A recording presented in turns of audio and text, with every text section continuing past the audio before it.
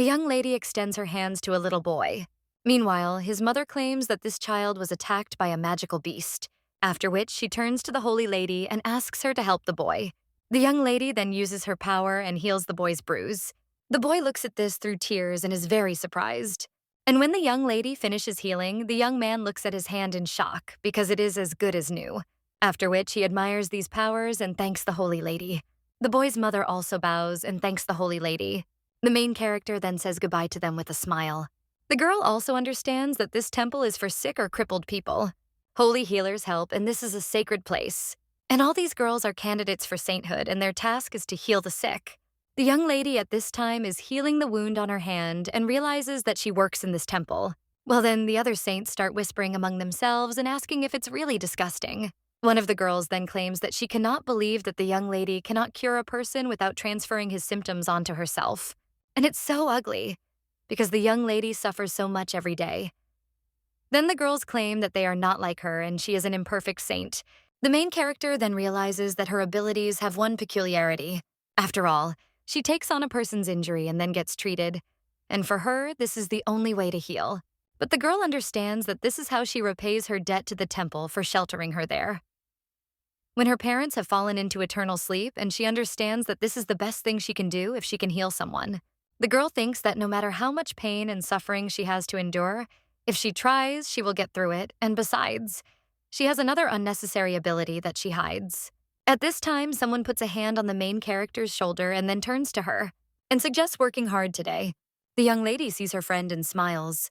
Well, the girl then hugs her and tells Rua not to think about what those children are telling her, because she always performs her duties diligently and never makes mistakes. That's why they are such good friends. The main character then turns to Ariana and says that she is so grateful to her for everything. After all, if she weren't there, she wouldn't have been able to endure all this. And the girl then replies that of course they are friends. But at this time, the girl turns to Rua and points to one guy and then asks, "Could this really be Mr. Galt?" The young lady then replies that it is true. She understands that at that time, as soon as she began the divine service, she was very nervous. Well, then the guy turned to the saint, and showing the wound on his hand, he asked if she could help him. The girl then replied that of course she had used her power earlier. However, it didn't work then, and the wound still remained. The young lady then bowed and cried out an apology, and also asked to be allowed to do it again. However, when she repeated this process, she realized that nothing was working, and she did not understand how she would cope with this in the future. Then the young lady still used her power once more and healed him. The guy then put his hand on the girl's shoulder and claimed that everyone has failures at first. But maybe she will want to become his future saint. After all, he too will try for the future of their country. So let her not lose heart either. Since then, the young lady keeps these words in her heart. Galt also tried hard and rose to the rank of knight commander, so the girl understands that she must try too. And now she only looks at the knight with gratitude. Well, then Ariana turns to her friend with a grin and says that she will soon drill a hole in the guy with her gaze. The main character then screams that it is not true, and the girl then claims that she thinks about it, that Galt and Rua look good together. The main character then only gets embarrassed, and her friend then claims that it is not written anywhere that saints cannot fall in love. So she takes Rua's hands and says that she blesses them, because she wishes only happiness for her dearest friend. The main character then answers with a smile on her face that she also loves Ariana very much, and if she manages to find a loved one, then she will tell her about it. And the girl then replies with a smile on her face that of course, after which they take a pinky oath. A little while later, one of the temple workers is already running and screaming for them to carry it faster. The young lady then wonders what happened. Well, then she is shocked to realize that Mr. Galt is being carried on a stretcher, and the girl thinks why this happened. The young lady looks at the guy who is barely breathing and thinks why it had to be him. At this time, someone claims that he was attacked by a magical beast while he was protecting his subordinates. But even the powers of holy healers are unlikely to help here, because the guy has very serious wounds and apparently his hero's path will end there. The main character then realizes in shock that this cannot be, and then she decides to heal Galt herself. A little while later, the girl enters the room where the young man is lying, and when he comes in, he thinks that no matter how painful and excruciating it may be, she will save him. Even if she risks her life, she still wants to save this guy. After this, the young man's wounds begin to heal, and he looks as if he was never wounded. However, all these wounds are transferred to the young lady. Ita then thinks that everything is fine now. The girl looks at Galt and understands that she also needs to rest. after which she leaves there and only to her room. And when she finally lies down, she thinks how her whole body hurts. And she doesn't even have time to heal.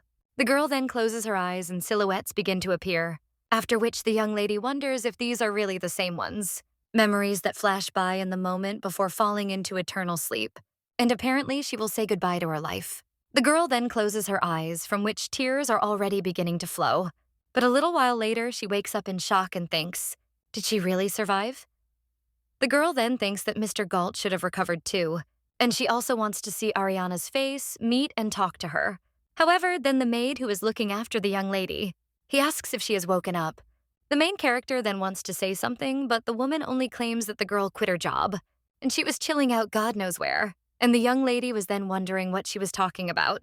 The woman continues and claims that the young lady lay in bed for a month after receiving these terrible injuries, and she of course sympathizes, but no one came to visit such a pathetic person like her. The young lady is then shocked and wonders what she is talking about, but the woman at this time claims that it would be better if she didn't wake up. The young lady is still perplexed, but thinks that something else is more important now, after which she asks, what about Mr. Galt? The maid then replies that it is his wounds. Madame Ariana cured him, risking her life. And the main character then thinks about what she is talking about, but the woman then only claims that, unlike her, Ariana is a true saint. Rua still cannot understand what she means and what it means that Ariana healed the guy, but the woman then replies that she will tell you in a few words, and first of all, those two are having a great time together. And secondly, a decision was made about getting married the other day.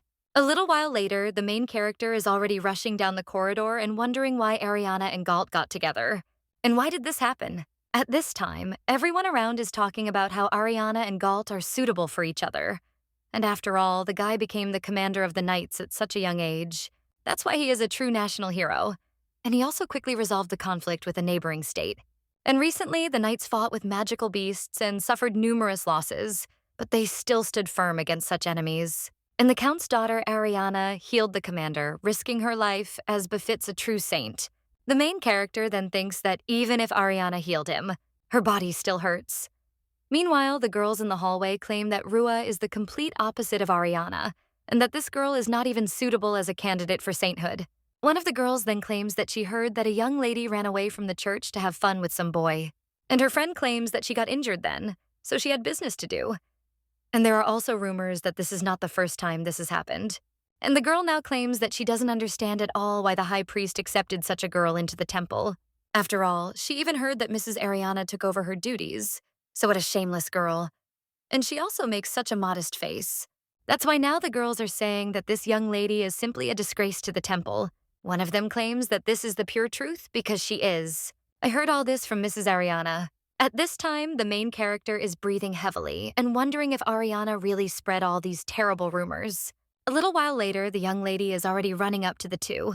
She tries to catch her breath, and Ariana asks if Rua has woken up yet. The girl then tells her friend to listen, after which he turns to Ariana and says that this is some kind of misunderstanding. After all, she is her friend and once said. However, the girl only screams after this and asks what Rua is trying to do, after which she turns to Galt and tells him to help her. At this time, the guy just looks menacingly at the main character, after which he pushes her away and asks what she wants from Ari. The young lady then falls to the floor. Galt in shock, he asks what he is doing. However, after this, the guy only claims that Ari told him everything and that Rua pretended to be her friend, used and abused her. This is such inappropriate behavior. Therefore, the girl deserves only contempt. The young lady then realizes in shock that this is all not true, and then the girl tries to say that she healed all his wounds.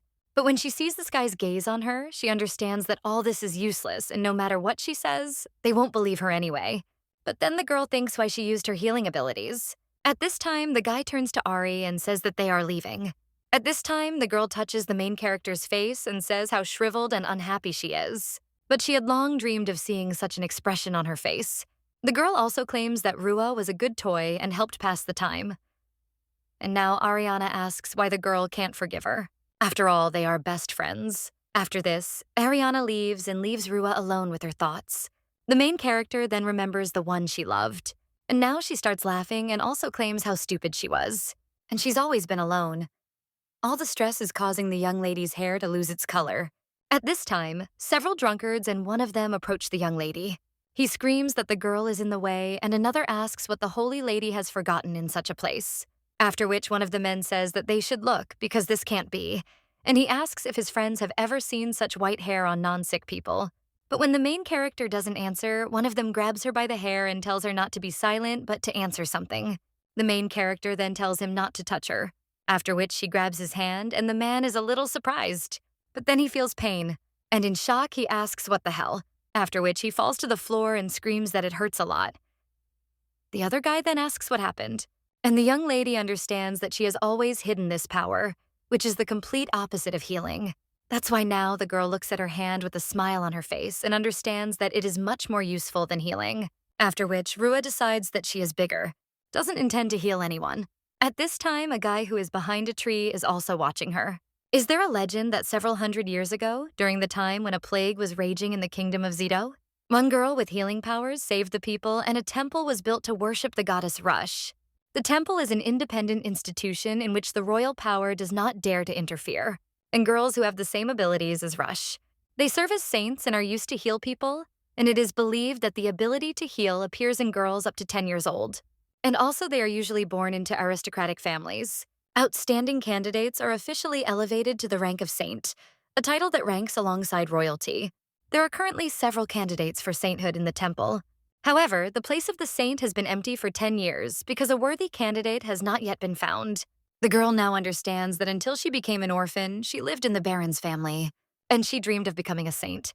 Now the young lady just sighs and then realizes that several days have already passed, but the hair color did not return. And the young lady realizes that she was in severe shock after she was plunged into eternal sleep, reaching the limit of her abilities. So now the young lady remembers her friend and thinks what she should do now. But at this time, someone comes up to the girl from behind and screams for her friends to just take a look, because she is a defective saint, after which they ask what she forgot there. The main character just ignores these girls, but then one of them asks what is this and what is wrong with her hair, because it is white. The main character still doesn't pay any attention to them.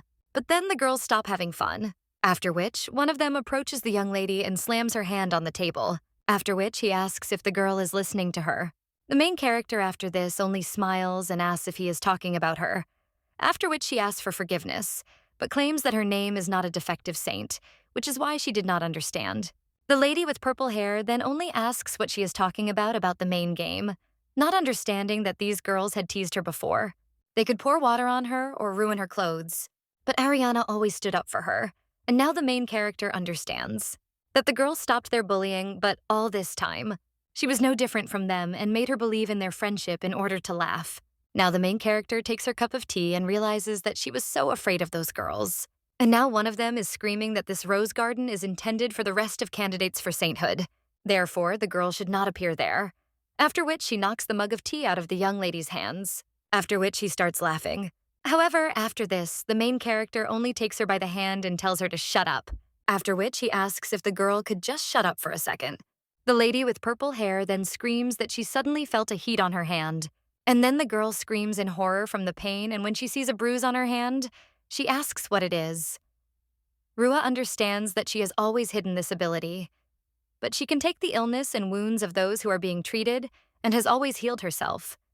But in reality, a girl can return the pain that she took in the past to other people, and she once accidentally used this terrible power on her mother. The little girl also thought that she would never see this ability again. However, now she only looks at the girl who is writhing in pain. One of the girls then screams for the purple-haired lady to heal quickly, but her friends then say that they don't know for sure. And they are scared, after which one of them turns to the other and screams for her to do it. But the girl only refuses and says that suddenly something will appear for her too. The main character then realizes that the burn she transferred to this lady once belonged to her. Then the girls ran around the room with the sick people and one of them screamed that this man was hurt by the fire of the magical beast and his legs are injured, so let someone heal him quickly. The main character immediately approached him and began to use her powers. However, when the girl took on the wounds, she realized that it was very painful.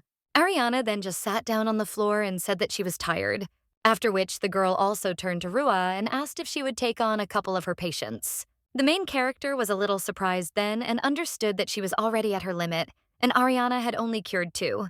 But the girl then only claimed that she was friends and therefore should help each other in difficult times, after which she asked if this was true. And the main character, looking at her friend, understood that she always stood up for her, so she still agreed. The girl was only happy about this and said that she adored Rua. The main character then answered with a smile on her face that she also loved Ariana very much. And now the young lady understands that she was really stupid then and did not notice anything. Now the main character is snapping her fingers, after which the lady with purple hair is in shock that the years have passed, and her friend asks what happened. Rua understands that somewhere in the depths of her mind, Ariana, whom I have long looked down on, and the girls whom I think are the same, do not even know what she is capable of. But this is a wonderful ability. After this, the main character heads back into the room and realizes that this would have happened anyway. And now the girl understands that it is time for her to return to her room. But then someone turns to her and asks for forgiveness, after which the guy asks if Miss Rua Restado is a plant. After this, the young lady sees Sven crown in front of her and understands that this is the second prince, who has a reputation as a capable and insightful young man. The prince, who is also dazzlingly handsome, claims that he would like to distract her for a minute because the girl knows about the dark side, this temple. But the young lady then asks what dark side he is talking about and what he needs. The guy then just extends his hand and says that the girl has such wonderful talents, after which he asks why she doesn't take his side and take revenge. After this, the main character looks at the guy's hand in shock. And a little while later, they are already walking through the garden of the royal castle. The young lady realizes that she is there for the first time. And yet, it is more beautiful and serene than the garden in the temple. His Highness at this time states that he has ordered everyone to leave the garden so that no one will disturb them, after which he suggests that they sit down. And then the main character does something like this and asks what His Highness Sven is doing. I meant the dark side of the temple. At this time, the guy replies that when they are alone, then let her address him by name. And as soon as they unite, they can speak even more casually, but the young lady then claims that they are not accomplices, after which he looks at the prince with hostility. However, he only smiles, then stirs his tea and asks what the girl thinks about the fact that since last year, the state has been suffering losses due to clashes with magical beasts. The young lady then asks if he wants to know what she thinks about the guy, and the boy asks if she finds it all strange. After all, they were originally located in the territories of foreign forests and wastelands. They could only be found in certain habitats from the coil, but they were not found in their country until recently. And now the guy claims that suddenly magical beasts began to appear inside the state in different places and attack citizens. The main character then asks if someone is controlling these creatures and points them at people, and the guy then replies that she hit the nail on the head, after which he claims that this someone is the head of the temple. The guy also claims that he suspects the head of all the clergy, and the main character then asks in shock if he is talking about His Holiness. The young lady also remembers that when her family was plunged into eternal sleep due to a mysterious rare disease, those who learned of her power, and it was he who invited me to his place. So now the main character asks for goodbye, but says that she is confused. After all, even if the guy is right, then why would he do that? But then he answers that it is for that one, to obtain the unquestioning loyalty of citizens. And the more wounds, the more work the candidates have. But for the sake of helping the victims, the faith of the people is concentrated in a holy place, and this place is comparable in importance to the royal palace. The head of the clergy increases the authority of the church and can govern the entire country. And then the girl screams that this is simply disgusting egoism, and that crippling people and manipulating believers for one's own interests is simply disgusting. The guy then replies that she is right, and he doesn't think the guy is working on this alone. After all, 3 families of aristocrats who donate large sums of money to the temple are also involved, and their family is headed by Count Torbius. The young lady is shocked to understand this, that this is Ariana's house and our girl is involved in this. His Highness now claims that the head of the clergy is likely made a deal with someone who has the ability to control magical creatures. And his spies reported that this was Yuen from the Western people. The main character then thinks that she is hearing this name for the first time, after which she asks if His Highness was really busy with the investigation all this time. The guy then replies that this is true, but there is one thing that he will not be able to cope with. However, if she does not help in exposing the crime of the head of the clergy and 3 families of aristocrats, then everything may work out. After which, the prince extends his hand and the main character only asks why it has to be her. And the guy asks if he hasn't already answered this question. And after all, she has everything, abilities and opportunities, and he's not talking about the power of healing. and about the power that is capable of causing pain, after which he asks the girl if she minds if he calls her that. The guy also claims that this power should be used wisely, and the young lady then realizes that her ability has already been discovered, and she didn't really think about it. Is there any benefit to having this power? So I hardly used it. But the prince is very perceptive, and the guy at this time claims that she will still have a wonderful opportunity to take revenge on Miss Torbius. The prince then claims that this is very, very mean, but they are not friends anymore. The main character then asks for forgiveness, but claims that she hasn't made a decision yet, and the girl asks if he will give her time to think about it. His Highness replies that of course, and he will hope for a positive answer. A little while later, the young lady is already heading down the corridor and understands that if everything he said was really true, then she cannot leave this situation without attention, because when deciding such an important issue, one cannot make a mistake. And she is no longer the idiot she was just recently, so she must personally verify the truth of his words. Then the young lady is already going outside and she hears someone calling Galt, and it turns out to be Ariana. She asks if the guy is hurt anywhere, and the young man replies that everything is fine. After which the girl with blonde hair laughs and says that yes, she does. But even if he gets hurt, he doesn't have to worry. After all, if she healed him when he was on the verge of falling into eternal sleep, then now she can definitely cope. Galt then says with a smile on his face how kind Ari is. After which he hugs the girl and thanks her for saving him. And he also claims that next time he will definitely protect her too. At this time, the main character is just hiding around the corner. And when he is about to leave, someone turns to Rua. And when the girl turns around, she sees the head priest there, who asks if the girl is feeling better now. The young lady realizes that this is the head of the clergy, Phrixus. Ronhatson he is a minister of the church who chose candidates for sainthood, and also the owner of a calm disposition and respect of others with one single drawback. At this time, the man turns to the main character and says that he is glad to see that she is already better, but he does not encourage her willful walk outside the church grounds, and hopes that she will think before doing something like that again. The young lady then only bows and says that, of course, and she herself understands that the source of such vile rumors is Ariana, and you don't need to be a genius to come to such an obvious conclusion. But this does not prove her guilt in the attacks of magical beasts. At this time, the man says that since she has come to her senses, she should begin to perform her duties, to work immediately. And she always worked without leaving a minute for rest. Even when everyone else was enjoying their weekend, it's worth remembering that this was actually an order from His Holiness. The man addressed Rua and claimed that since she had not yet grown to the level of the other candidates, doesn't she think that she should give it her all for her own good? And the girl now thinks whether she should really put herself out there for her own good, after which she realizes that she should learn more. A little while later, the young lady comes to the library and realizes that this is the royal library with its impressive collection, after which the girl understands that maybe she can find something else about what His Highness Sven told her, as well as about the Yuan family. Because firstly, the distinctive feature of the people from the Western country is the golden color of the eyes and the dark skin tone, and more precisely, the Wan clan. Then they are an ethnic minority living deep in the forest, and they speak a unique language, and also have the power to control magical creatures. In addition, their characteristic feature is a mark on their neck with an image of scales. The young lady then thinks about all these factors and realizes that she was not aware of any of this. At this time, someone turns to Rua and says that they haven't seen each other since yesterday. It turns out to be His Highness, and the main character then thinks why the distance instantly decreased. Well then, the girl rises and greets His Highness Sven. The guy then greets her back and tells her to sit down. And he also claims that it is very wise of her to come there herself to find confirmation of his words in the books. After which, the prince asks if she has decided anything about the head of the clergy. And the young lady replies that she doesn't know yet. And His Highness says that nevertheless, she has studied Yuan. He then points to the guy standing behind him and claims that it is Shiji. The guy then claims that he is glad to meet the lady candidate for sainthood. And the young lady, looking at him, understands that he has golden eyes and dark skin. The prince at this time replies that this is Shiji Ruben, and he is an excellent assistant who can be trusted. Shiji is from the common people who came from the Western country, and he was invited to serve.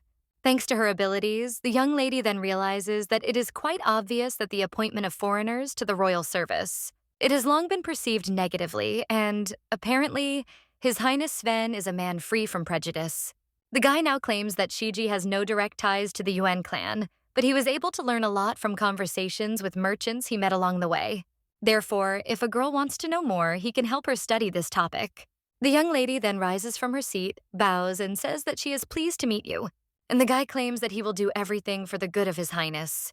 And the main character thinks how devoted he is. And the prince claims that before leaving, he wanted to say something.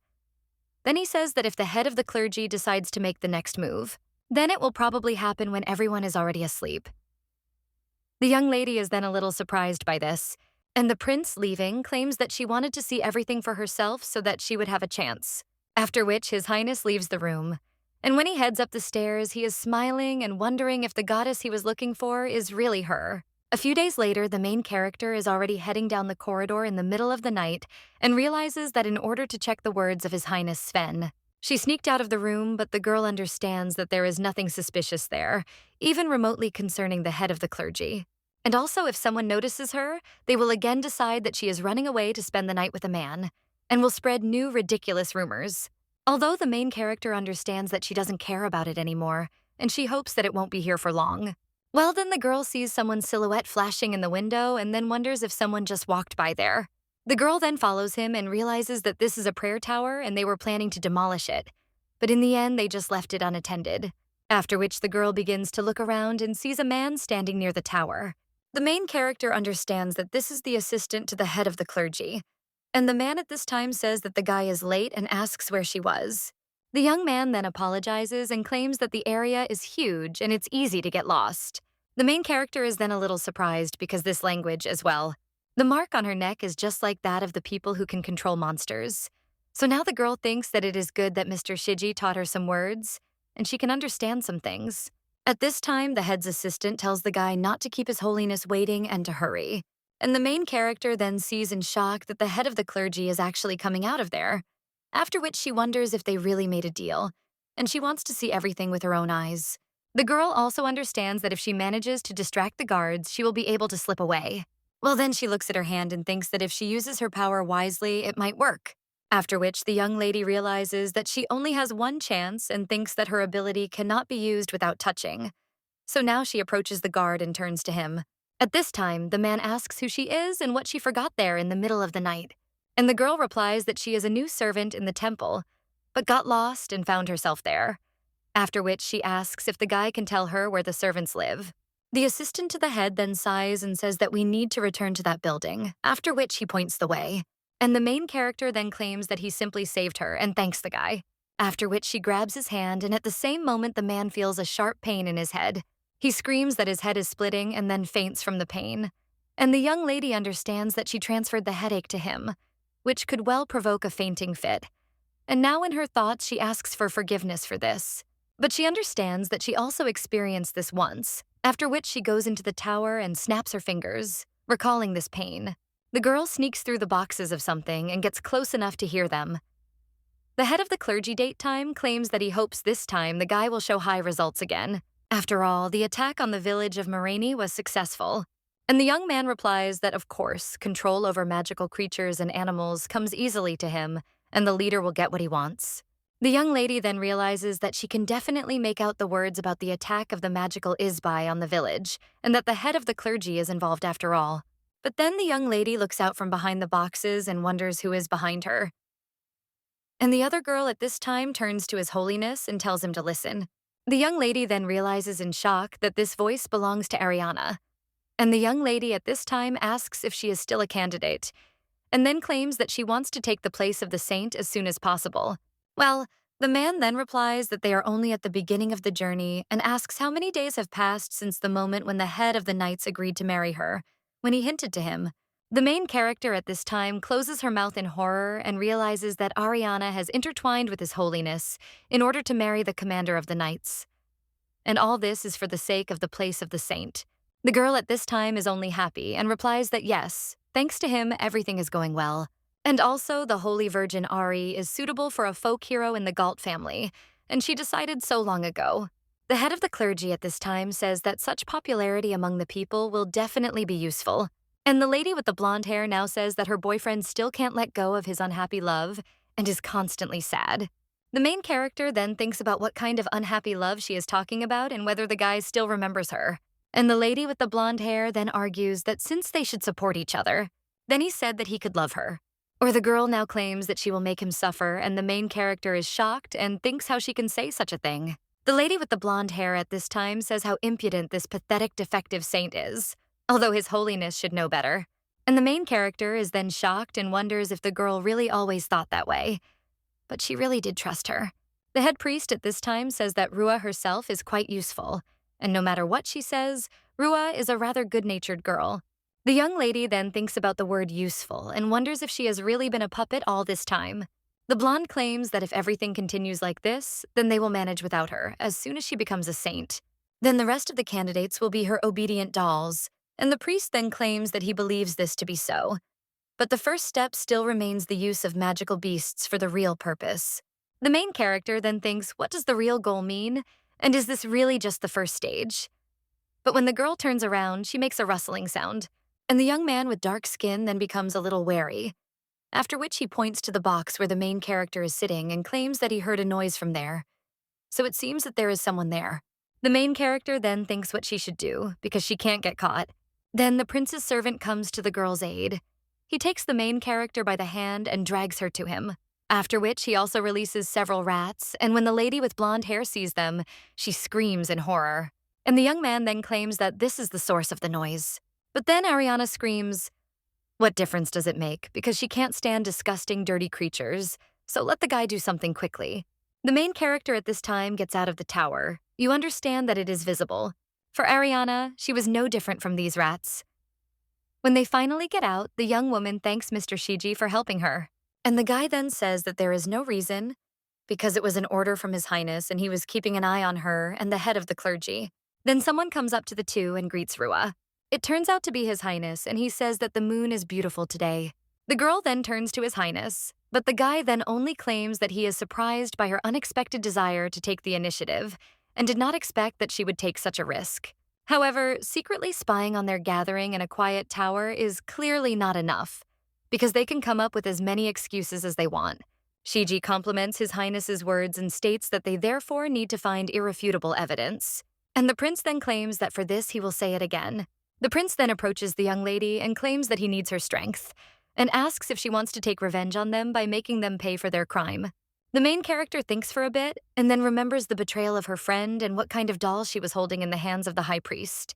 So now the girl just bites her lip and replies that she agrees to join forces, and she will never forgive them. The next morning, the young lady wakes up in bed and realizes that last night she sneaked into the place where the secret meeting was held. It was, of course, reckless on her part, but the girl still doubts whether she really understands what she needs to do now. The young lady stretches her body and realizes that she feels pretty good, after which she looks at the key that she put on the dresser and realizes that yesterday, His Highness Sven gave her something before leaving. The guy claimed that since they were now accomplices, the key was hers. The main character then accepted the key and asked what it was for, and the guy answered that there was his personal secret greenhouse in the royal palace, and this was the key to it. He also claimed that further strategic meeting would take place there, and let the girl try to make sure that no one notices her tomorrow at 3 o'clock, after which he kissed the young lady's hand and said that he would wait. And now the young lady thinks that His Highness is so pompous, but the young lady understands that she has decided to trust anyway, and will definitely prevent the conspiracy. The heads of the clergy and Ariana.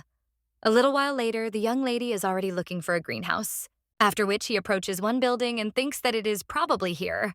The girl then inserts the key and opens the greenhouse door and also realizes that His Highness should have arrived already. Then the girl sees that the prince is already sitting at the table with a cup of tea and is a little surprised. Shiji approaches Mrs. Rua and then claims that they were waiting for her. And His Highness greets the girl from the secret greenhouse and tells her to sit down, after which the young lady does so and Shiji pours her tea. His Highness then claims that few people know of the existence of this place, and that he made this place his secret hideout when he was a child. And the main character then asks if it's okay that he showed her such an important place. But the guy then replies that of course not, and didn't he say that they were accomplices, and they must share their secrets. The young lady then replies that it is good and she understands. And His Highness claims that he already said that since they are on the same side, let the girl talk more freely. Then he also suggests that from now on they maintain friendly relations. The young lady then asks if he is talking about friendly relations, and the prince replies that she can use this place for any purpose, and for example, next time she can read there in silence. And she loves books. The main character then realizes that His Highness is quite observant and even noticed how she admires the library. So he is still as perceptive, and the young lady then says that she understands and addresses the guy by his first name. And then he asks if they have a concrete plan. The young man is glad that Rua called him by name, after which he also points to the paper standing on the table. And when the young lady takes it in her hands, the prince asks if she knows this man. The main character looks at him and replies that yes, he is a dissolute Viscount. Viscount Rose Redmond is very popular, and there is no person in aristocratic society who does not know his name. The guy is a recognized heartthrob, and admirer of the female attention will run away with the number of love affairs. Redmond is a skilled orator and a skilled diplomat, but his notoriety overshadows all his achievements. The Viscount had a mother, but the son grew up far from her because of the woman's flighty nature. So said the temple maids. His Highness now points to this man and claims that he is the third member of the aristocracy to have united with the head of the clergy. His role is to use the Viscount's foreign policy skills to exchange unique goods with a Western country.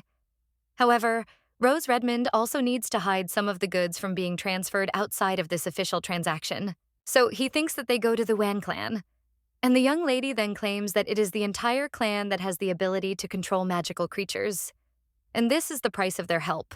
The prince then replies that it is good that she understands this, but there is something else. After all, magical beasts are put to sleep and hidden at the bottom of boxes with goods, thereby organizing their transportation to the lands of their empire.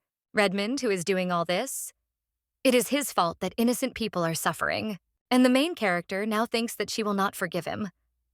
His Highness at this time claims that if they get official documents testifying to the conclusion of this deal from their owner, then the crimes can be revealed publicly. After all, they will have evidence to expose the plan of the head of the clergy.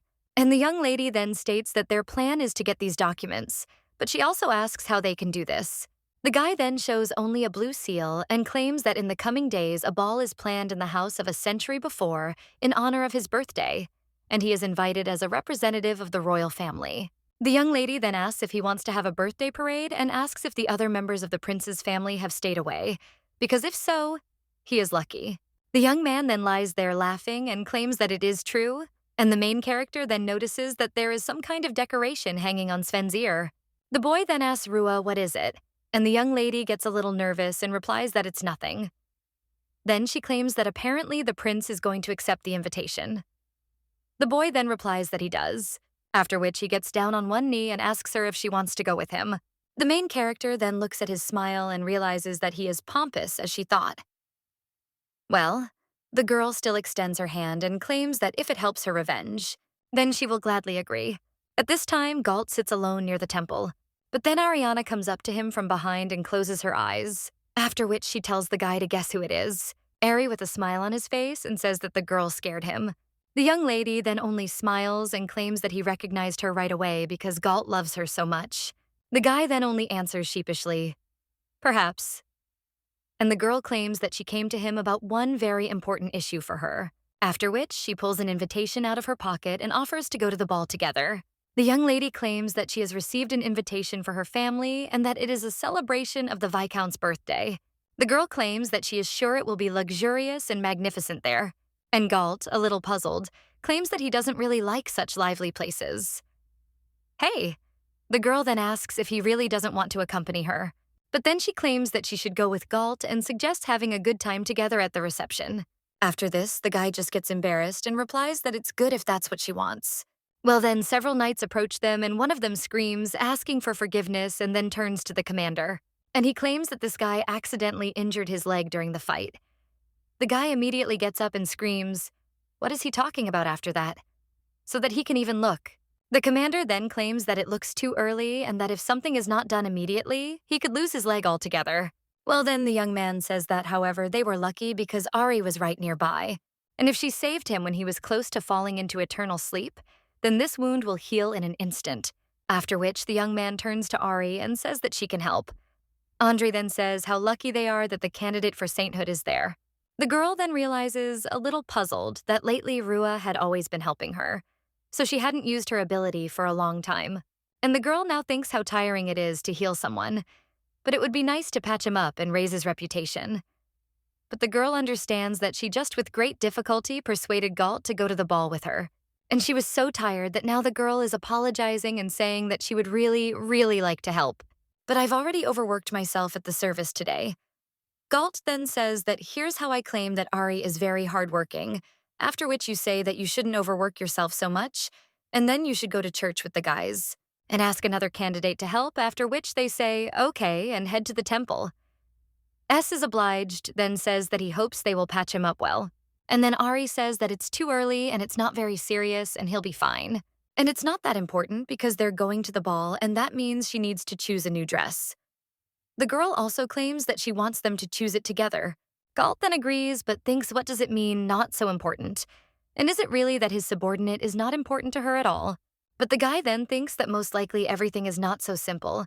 Ari's thoughts are now occupied with the ball because she is impatiently waiting for it and the guy thinks, isn't his bride cute? The girl at this time claims that she also wants new jewelry, and the knight commander says that he understood, after which he claims that there is much to buy.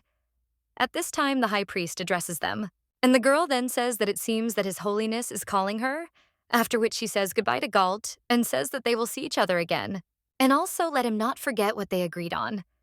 The guy then simplifies and watches his wife leave.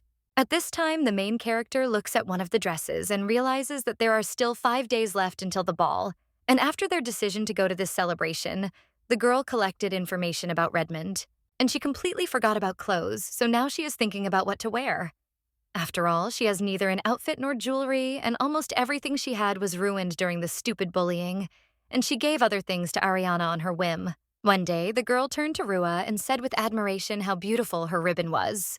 The main character then asked if it was true, after which she claimed that today the woman she had healed during the service had given her a handmade ribbon.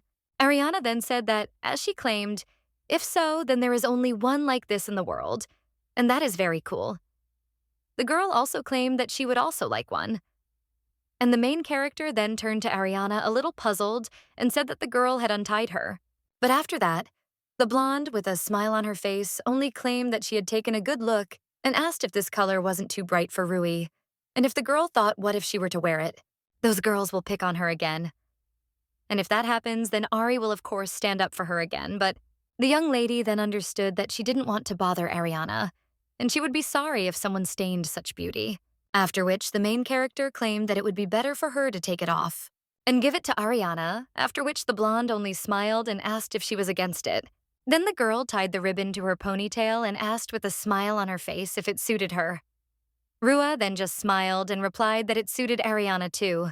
Now the young lady understands that it was the first and last time the girl wore it, and she never saw Ariana wear it again.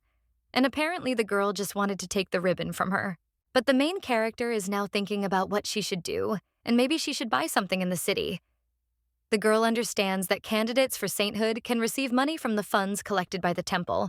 And if a candidate wants to receive payment, then she must submit an application and they will allocate a portion to her.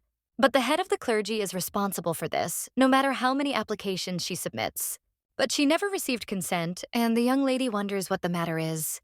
At that very moment, someone bursts into the girl's room and the main character is shocked and wonders who it is. It turns out that it is one of the maids, and she claims to have arranged for the lady to receive a parcel from Mr. Shiji. The main character then asks if it was Mr. Shiji who sent it to her, but he also thinks that maybe this package is from Sven, or the maid is now responding that it is so heavy, and she has no idea what's inside, and asks why she should drag the thing that was sent for Rua. But Mr. Shiji is popular among the maids, and the girl loves to chase men, so of course, she decided to seduce him too. The young lady then understands that her maid is still just as rude, and to be honest, she wants to transfer such pain to her, but she must use this power wisely. Although now the main character is already beginning to doubt this, after which she tells the girl to wait. The maid then asks what she wants from her, and the main character claims that her words offended not only her, but also Mr. Shiji. So she waits for an apology. The woman then screams, "What is she talking about, and why should she apologize?" And the main character claims that Mr. Shiji is very devoted to His Highness Sven, and it would have offended them both if she had seduced his assistant. The woman then screams that she was not trying to humiliate Mr. Shiji, and that the girl simply wanted to hurt her. But the main character then only claims that she is so zealously showing contempt for her, that she is even ready to drag in the closest circle of His Highness. Therefore, as far as the girl asks, how narrow-minded she is, 3 is worth remembering. that she is a servant and keeps track of candidates for sainthood. So let him know his place. The maid will only get angry at this time, but he still bows and asks for forgiveness, after which the main character says that she can go and the maids agree. After this, the young lady is left alone and realizes that she just put her in her place. Then the main character opens the suitcase and realizes that it's time to see what Sven gave her. But when the girl opens the suitcase, she realizes that everything from shoes and a dress to accessories is there. A leaf also falls out of the dress. And when the main character opens it, she reads the contents. It says that as soon as the dress was sewn, it was immediately sent to Rua, and he entrusted this matter to a famous capital tailor, who usually sews clothes for candidates for sainthood. The guy also apologizes for not warning her and claims that he wanted to surprise her. He also claims that he picked out suitable jewelry, but asks if he could leave her. The girl at this time only smiles, but then they see that the sheet has a continuation, and it says that the girl probably worked without rest until now. So he applied through government agencies with a request to provide a long vacation in her name. Since the document was official, the director of the temple simply could not ignore it, and if someone were to present her with anything, then let the girl just show the official permission attached to the letter and calm down and rest. The main character then thinks that he even took care of this, and it seems that Sven can easily deal with anything, and he has such a character trait that makes him help people. The girl picks up the shoes and also looks at the jewelry and realizes that everything is so elegant, but the girl also sees that the earrings are missing, after which she goes to the closet and takes the box with her earrings. The girl opens it and realizes that she only has one earring left and that it is the thing that her mother bequeathed to her. She only had one of them left, but it seems she dropped the second one that time. When she saw a boy with bruises on his legs and healed him, however, when she said goodbye and started running. Then, looking into one of the windows and seeing my reflection, I realized that one of the earrings was missing. The girl was shocked when she realized this and almost cried. Now she thinks that it was quite a long time ago and she hopes that this boy is doing well now. But then she used her healing ability for the first time on someone other than her family.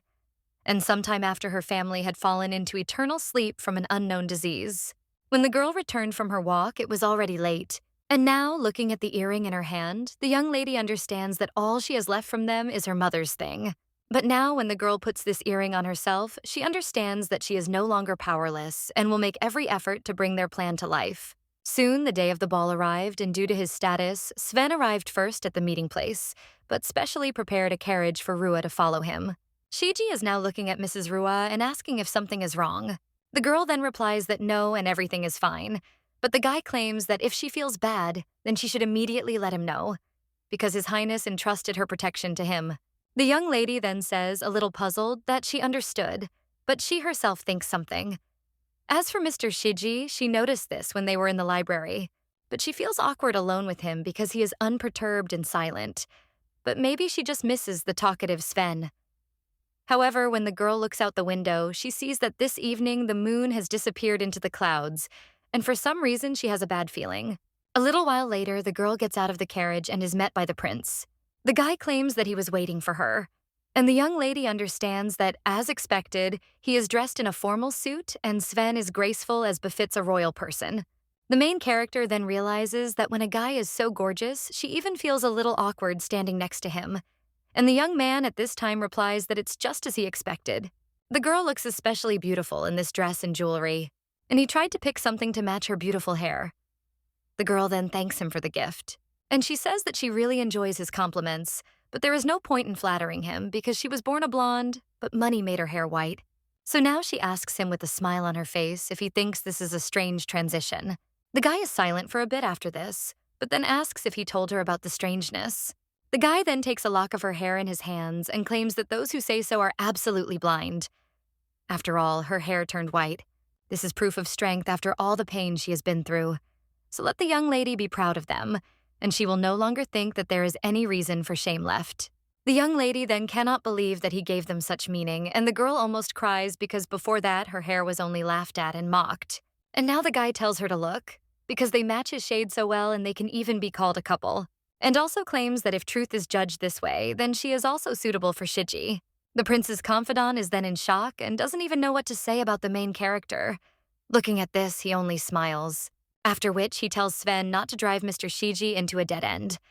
His Highness is then only surprised and then comes closer to the young lady. And he says that she finally laughed in front of him, after which he smiles himself. The guy extends his hand to the young lady and asks if it's time for them to go, and the main character then takes his hand and replies that yes, after which they leave, and Shiji, looking after them, only wishes them luck in the battle. When they enter the ballroom, the prince turns to Rua, and pointing to one person, he claims that this is Viscount Redmond. First, he greeted him. Well, even though this guy seems frivolous, he is actually surprisingly insightful. And the prince then claims that the rumors are not lying and the man really has a weakness for the ladies. The young lady replies that it seems so and she would like to come closer, but His Highness then tells the girl not to rush because she needs to wait for the right moment, and the young lady replies that she knows. At this time, someone else approaches these two and asks if it is really His Highness Sven, and the man asks if the guy was able to attend such a significant day for the Viscount.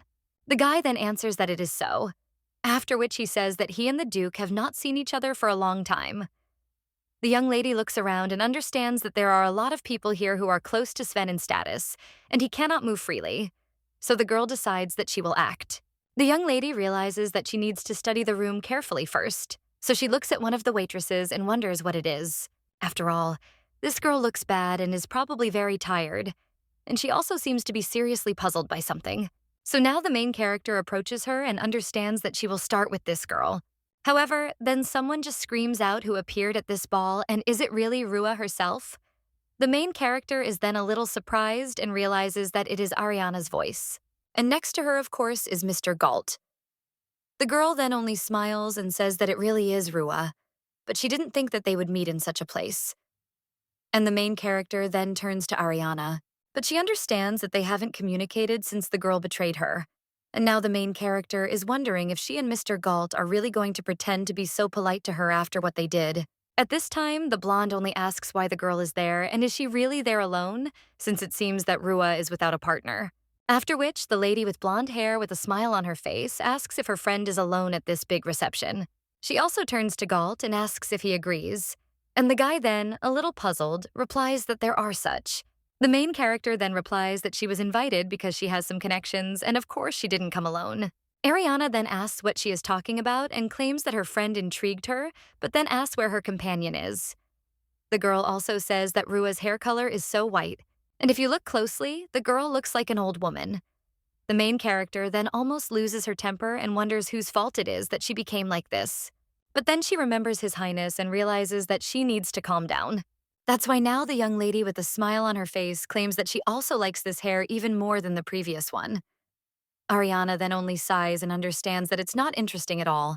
Galt puts his hand on her shoulder and suggests that she go, since this girl had already made fun of her, and there was no need to behave according to decency or maintain a conversation.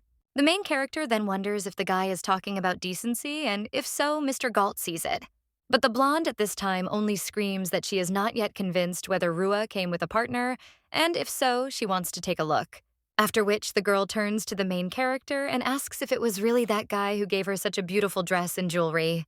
And she even put on earrings, so now the lady with the blonde hair tells her to show them closer. And then the main character thinks that she doesn't want to, and that this girl shouldn't touch them. The young lady then closes her eyes and thinks about what is going to happen now. But at that very moment, someone pulls her towards him and apologizes for leaving her alone. It turns out to be His Highness, and then he is greeted by Mrs. Torbiaz and the commander of the knights. The guy also asks if this is their first meeting. Well, he feels like he saw the respected knight commander at the initiation ceremony before. The brunette then turns to His Highness Sven in shock and asks for forgiveness for not greeting him immediately, after which he bows. And the prince replies that everything is fine, but today we can do without such formalities.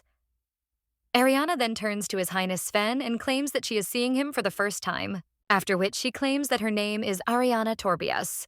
The girl then asks if His Highness has come with Ruya, and the prince replies that she is right and he came with Rua. But unlike them, they are not engaged. And the blonde then asks what connects the second prince with the orphan candidate. The guy then just puts his hand on the young lady's shoulder and replies that it is true, and she is an orphan, but used to live in the Baron's house. And her parents died early, and the girl was forced to live in the temple, and he recently learned about these tragic circumstances. Since she is involved in helping orphans, hey girl, you are a candidate, you are saints. With a painful past, he asked her to work with him on a program to help the disadvantaged. With that connection, he decided to invite her there as a thank you. And now the guy turns to Rua and then asks if this is true. And the girl answers that yes and understands that it turns out that Sven has already prepared a false excuse on the basis of which they can be close. The young ladies also realize that their conversation has attracted the attention of those around them, but has not aroused suspicion. One of the women at this time claims that it seems that she has not met that white-haired girl in high society before, even though she is from the family of a baron. But before this was a big story, and the parents abandoned their daughter because of the outbreak of the disease. So they say what a pity it is. But they also claim that this girl has become a candidate for sainthood. And the young lady understands that it is still not worth ignoring the fact that His Highness is involved in helping orphans. And after all, charitable activities have a positive effect on public opinion. Therefore, the girl understands that apparently everyone took it favorably, and that was Sven's plan, because evoking sympathy was the right decision. The young lady also realizes that along the way, he has also managed to improve his reputation. And then Ariana says, "What does he mean?" But then she still falls silent, and with a smile on her face, she says, "How noble it is of His Highness." But she also claims that in the future, she would also like to get to know him better. And the prince then replies that yes, and certainly. After which the girl goes back to Galt and says that her favorite melody is playing now, so she invites her husband to dance in the very center. The girl also says goodbye to His Highness and says that they will see each other again. Galt then sees his girlfriend already running and tells her to wait. But His Highness then stops the guy by putting his hand on his shoulder, after which he turns to the head of the knights and claims that his father was an excellent ball player, and the boy's skill is no longer inferior to his, as are his heroic deeds. The guy then just gets embarrassed and cries out that His Highness doesn't have to say something like that, but the prince then asserts. However, he is somewhat naive and apparently does not have the best taste in ladies. The young man is a little surprised after this. His Highness looks at him with a smile, after which he turns to Rua and says that they can go. Ariana watches all this, just chews her nail and claims that she will not allow this to continue. A little while later, the girl is already dancing with her husband. And at this time, His Highness turns to the young lady and asks if she will give him a dance. The main character of the game does not answer that dancing is not her thing at all. And the guy then, almost crying, says that it's a pity because he would like to dance with her. And the young lady then replies that if so, then she doesn't mind. So if she hears a familiar melody, she will be glad to dance with him. The young man then asks if this is true, but tells her to remember that I promised him and he would like to dance with Rhea as soon as possible. The guy also claims that he is interested in whether this power is in his hands, because he is the second prince, and he asks the young lady what he is talking about, after which he only laughs, but then the gaze of the young lady is attracted by that same maid, and Rua understands that she recently wanted to talk to her. However, then the girl also sees a knife in the waitress's hands and is surprised by this. Rua then turns to Sven and tells him to look at what the maid has in her hands. The guy then also looks there and says that this is not good. And he also believes that this girl came for a specific person. The young lady then asks who. But when she sees the girl heading towards the Viscount, she understands that soon the melody for the dance will sound, and then there will be no people near him. His Highness at this time claims that this waitress must be stopped, and the main character agrees. The girl at this time only desperately claims that she must plunge this idiot into eternal sleep, and even if it costs her life, she must do it. But at this time, His Highness takes her hand and takes the knife away, after which he asks for forgiveness, but claims that this is not a very appropriate thing for a waitress. The girl then asks in shock why His Highness Sven did this, and the guy only insists that she not make noise. And if this is indeed an attempt, then he asks the girl if she thinks it shouldn't be made public. The prince says that her behavior is alarming and asks if the girl could explain what is happening. A little while later, they are already outside, and the girl claims that her name is Charlotte Mail. She came from the village to earn money and ended up as a servant in Redmond's mansion. The girl heard that he was a womanizer, but she really needed the money and had to feed her family. The maid claims that she worked there for about 2 years and nothing happened during that time. But then she was going to get married and leave her job. His Highness now asks the local woman for congratulations and asks who her fiancé was. The girl then replies that it was a young man who was also her childhood friend named Alan. He also left the village and opened a bakery on the outskirts of the kingdom's capital, and they met by chance when she was in town shopping. His Highness now asks if she is talking about the bakery on the outskirts of the capital that Alan owns, after which the prince says that this is a bakery called Viola, and he has been there. The guy also claims that the freshly baked cream buns there are very tasty. Charlotte then asks in shock if His Highness knows this place, And the guy replies that when he was a child, he hid his identity and secretly went out into the city. Now he no longer indulges in such pranks, but back then he was very curious to personally learn about the life of the people. The girl then claims that if Alan found out about this, he would definitely be surprised. And the girl claims that, to be honest, they dreamed of getting married and running the shop together. But when she announced her intention, Redmond immediately invited her to his room, and at that very moment, he threw her on the bed. The main character is now in shock and says that this is terrible, and the girl claims that she was disgusted and she resisted, but the guy hit her on the cheek and forced her. He claimed that he had had his eye on the girl for a long time and told her not to resist because she was not even a virgin, after which he also claimed that this was the master's order. And he said that he would have some fun at least for the last time, and now the girl is talking about it with tears in her eyes. The main character then screams what a scoundrel this guy is. And His Highness at this time asks if the girl told anyone about this. The young lady then claims that it was painful, but she confessed honestly to Alan, and the bruises on her face and body only confirmed her words. His Highness now asks what he did, and the girl claims that she has never seen him so angry, and the guy went to demand an admission of guilt. Although the young lady stopped him saying that she did not want this to reflect on the bakery, but he simply could not close his eyes to this. And Redmond would never have listened to the accusation of a commoner and, on the contrary, it amused him. The man found a lever to influence Alan and closed his shop. The main game is not now thinking about what kind of guy this Viscount is, and she can't forgive the head of the clergy for being on the side of such a man. His Highness is now asking if that's why the girl decided to go into eternal sleep, and the young lady claims that since she had worked there before, it was not difficult to get into the reception, and she did not care about the price. But she was going to plunge Redmond into eternal sleep and was even ready to in order to say goodbye to life. The girl also claims that, fortunately, she and Alan were not yet married, so he would not have anything to do with this crime. And she thought that if she was not there, he would be able to get his business back, and his favorite bakery. So now the girl screams if only she could fix it. The main character then tells Charlotte not to cry and claims that they have one goal, and they will take care of her too. After which, the young lady turns to Sven and asks what he thinks about this. The guy then claims that if her words are true, then he will also make every effort because he would be very ashamed if he left the crying girl without attention. The main character then replies that she expected him to say so, after which she thinks that Redmond should just wait, because all his sins return to him. The girl with His Highness is now returning to the hall, and the guy says that even though they have sent Charlotte home for now, but besides that, Rua is sympathetic to the core, and she even risked changing their plan because of that. The young lady then asks who else recently said something about them leaving the crying girl, and the young lady now claims that they will get close enough to Redmond to be able to get those documents. And in her free time, she will try to figure out what can be done in Charlotte's situation.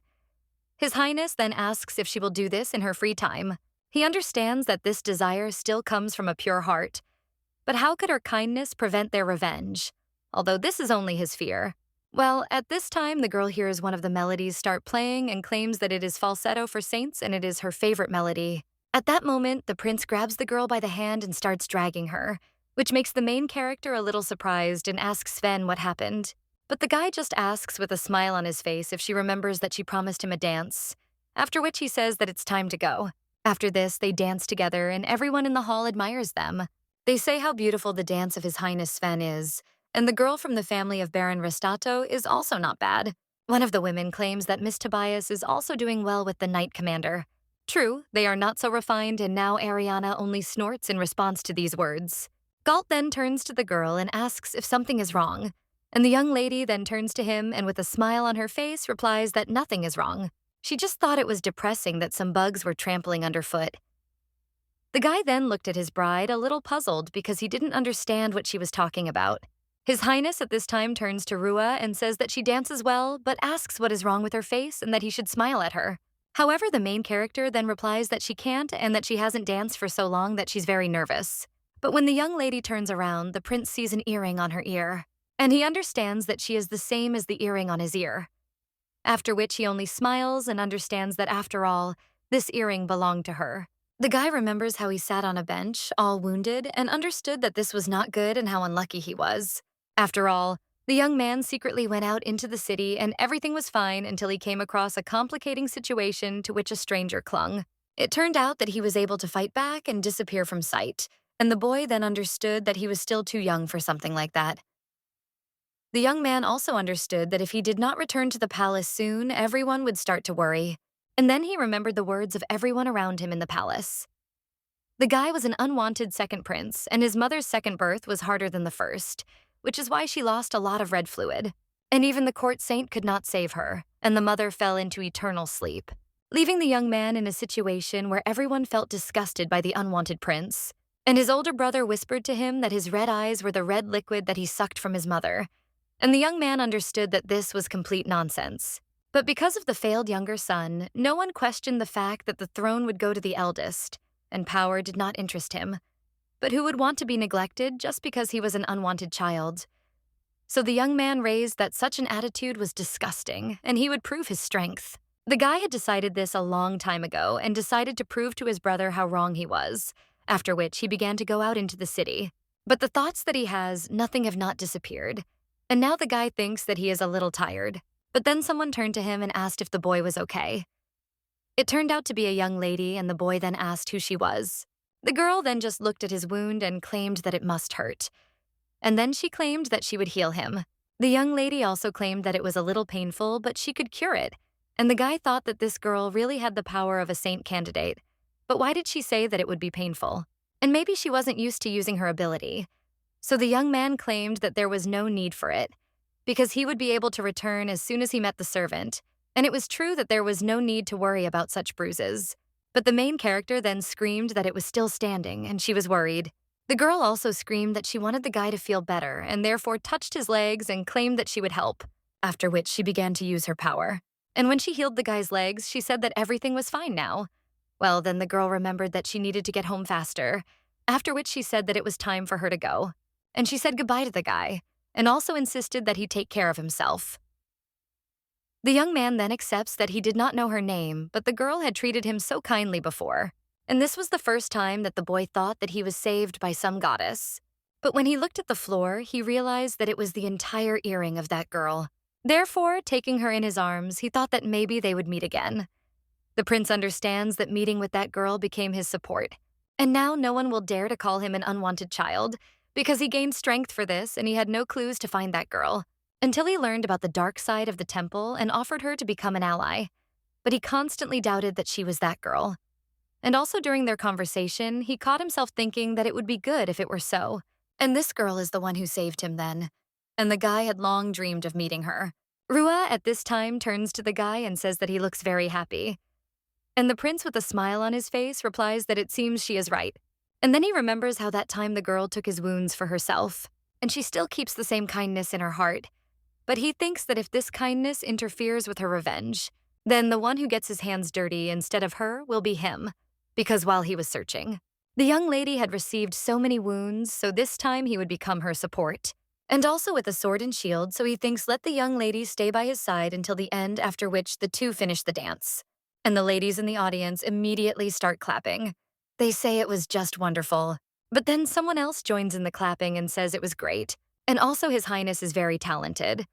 It turns out that this is a Viscount, and now he says, what kind of impudent person is His Highness? After all, he is in the company of such a beautiful white lily. Then he looks at the young lady's chest and asks why His Highness doesn't introduce her. The main character thinks how impudent his look is and understands that she needs to introduce herself since he started talking to us. But to be alone with him, she will have to play the role of a hunter for male attention. And the young lady wonders if this is her easiest way. The Viscount at this time says that the girl is not engaged to His Highness, and that it is precisely such beautiful flowers that possess that dangerous charm, which makes you want to pick it. The man then takes the young lady by the chin and says that he definitely wanted to know the name of the white lily. But then someone puts his hand on the Viscount's hand and asks for that. Lower your hand. The prince then claims that this girl is not really his fiancée, but she is his current partner. So he thinks that he should not interfere anymore. The young lady then turns to the prince and says that everything is fine because she will sort it out. But the young man then, a little puzzled, asks Rua what she is talking about.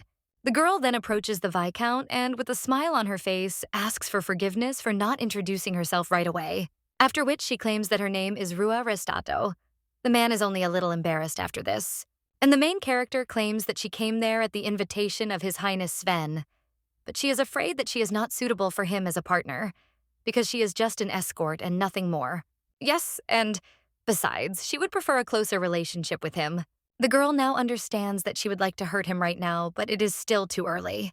The Viscount then just smirks and asks if she is talking about a close relationship, and the young lady then whispers in his ear what he thinks, because later they can only be together. Hey! The girl asks if he would refuse a birthday present. The man then just smirks and asks how he dared to do such a thing, after which he tells the lady to come to his room after the next melody and let her consider it an invitation, after which the man kisses her hand and invites her to enjoy time alone. The young lady then leaves and realizes that she has succeeded. She also says how difficult it is to pretend to be in love, and she was worried that they were attractive enough in this regard. Well then, the main character looks at the prince's face and asks what is wrong and if something happened, because his smile is very frightening. His Highness at this time turns to Rua and tells her to first extend her hand to him. The young lady does so, but asks why, and the prince replies that he will erase the touch of this idiot. But then the prince starts rubbing her hand vigorously, and the young lady thinks that he will rub a hole in it. At this time, the guy only asks where the young lady learned this, and the main character replies that she simply imitated the girls who were near Redmond. Well, the prince claims that nevertheless, leaving him aside and being alone with Redmond was not part of their plans. However, the young lady then asks if an affair won't play into their hands if he lets his guard down, and it's much more convenient for her to use the ability on a naked body. His Highness then wants to say something else, but still refrains, and he only claims that he is finished, and the young lady looks at her sparkling hands and then thanks him. The prince then says that she is not a princess who needs to be protected, and he understands this. But he tells the girl to be on guard when she enters Redmond's room, and he will wait nearby in case something happens. If something goes wrong and now the prince asks if they have agreed, the young lady then replies that, yes, let him trust her. After that, the disgraced one only smiles, and he says that she is far from being a saint, but a real villain. A little while later, the main character is already knocking on the Viscount's bedroom door, and he tells the girl to come in. The young lady then does so and apologizes for the intrusion. And when she looks in front of her, she realizes that this is definitely Redmond's bedroom, after which the girl sees a man sitting on the bed and thinks that probably the documents certifying the agreement are in another room. So first she needs to find out for sure. The man at this point turns to the young lady and states that he knew she would be intrigued by her, after which he drinks the wine and then pours another glass asking how about a glass of wine. Well, the main character asks for forgiveness and claims that she doesn't drink, and the guy then asks if that's true. After which he pulls the young lady by the hand and says that if so, they won't beat around the bush and it's worth clarifying the situation before having fun. So the man asks what her real goal is, and the main character is then shocked and wonders if he really understood everything. Shiji walks around the estate and realizes that just in case, he decided to conduct reconnaissance around the mansion, but did not notice anything unusual. And he wonders if His Highness Sven and Mrs. Rua are doing well. The guy realizes that he needs to act immediately if something goes wrong. But then he sees someone else, and he wonders if Mrs. Torbias is really there, but the guy then doesn't understand who is next to her, because of the robe he can't see. But judging by the height, it's not the commander. The man then realizes that Mrs. Torbias has slipped away from the reception to secretly meet this man, but the place they are in must be a warehouse, and the guy is now wondering what they are doing there. But when he understands what all this can lead to, it is already too late, because when he looks back, he understands that he missed them. After which, Shiji starts running and realizes that if his thought is correct, then there will be trouble, and then he must immediately inform His Highness and Lady Rue about it. The young lady at this time asks the Viscount what he means, but the man then tells her not to pretend and asks if she wants wealth, status, or if she wants to gain his trust for the sake of patronage. The girl only sighs after this and understands that he still hasn't figured out their plan, so she needs to answer something. Well, now the young lady also understands that the Viscount is holding her by the wrist, and the man at this time screams for her to respond quickly. And the young lady understands that his true character has been revealed, but to use his ability, it is necessary to touch a bare area of the body, and to be more precise, it is necessary to touch it with the palm of the hand. The girl understands that it is necessary to weaken his vigilance and remove the stiffness from his wrist. So now she, with a smile on her face, asserts that this is what she wants. This is an emotional lift from the Viscount.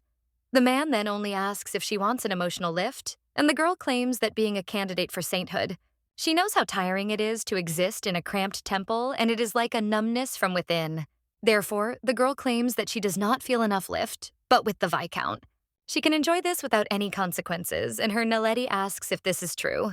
The man then just starts laughing and screaming, "What kind of defect is this, and how can it be that he came across a dissolute saint? Because it's amazing." The man cries out that there is nothing strange in the fact that a woman like Charlotte did not want to be had, but that is exactly the kind of woman he wanted. The young lady then asks if he is talking about Charlotte, and the man claims that she is a former servant and that she was faithful to her fiancé, and that is why she resisted. And also, she only shut up after 5 or 6 hits, and her body was not bad. But then her fiancé showed up, and he caused so much trouble. So now the Viscount says what a damn commoner he is, and the main character understands that he is actually terrible. And her revenge will be merciless, so now the young lady claims that she is not like Charlotte, after which the Viscount lets go of her hands and begins to rip her dress, after which he asks if the girl will entertain him.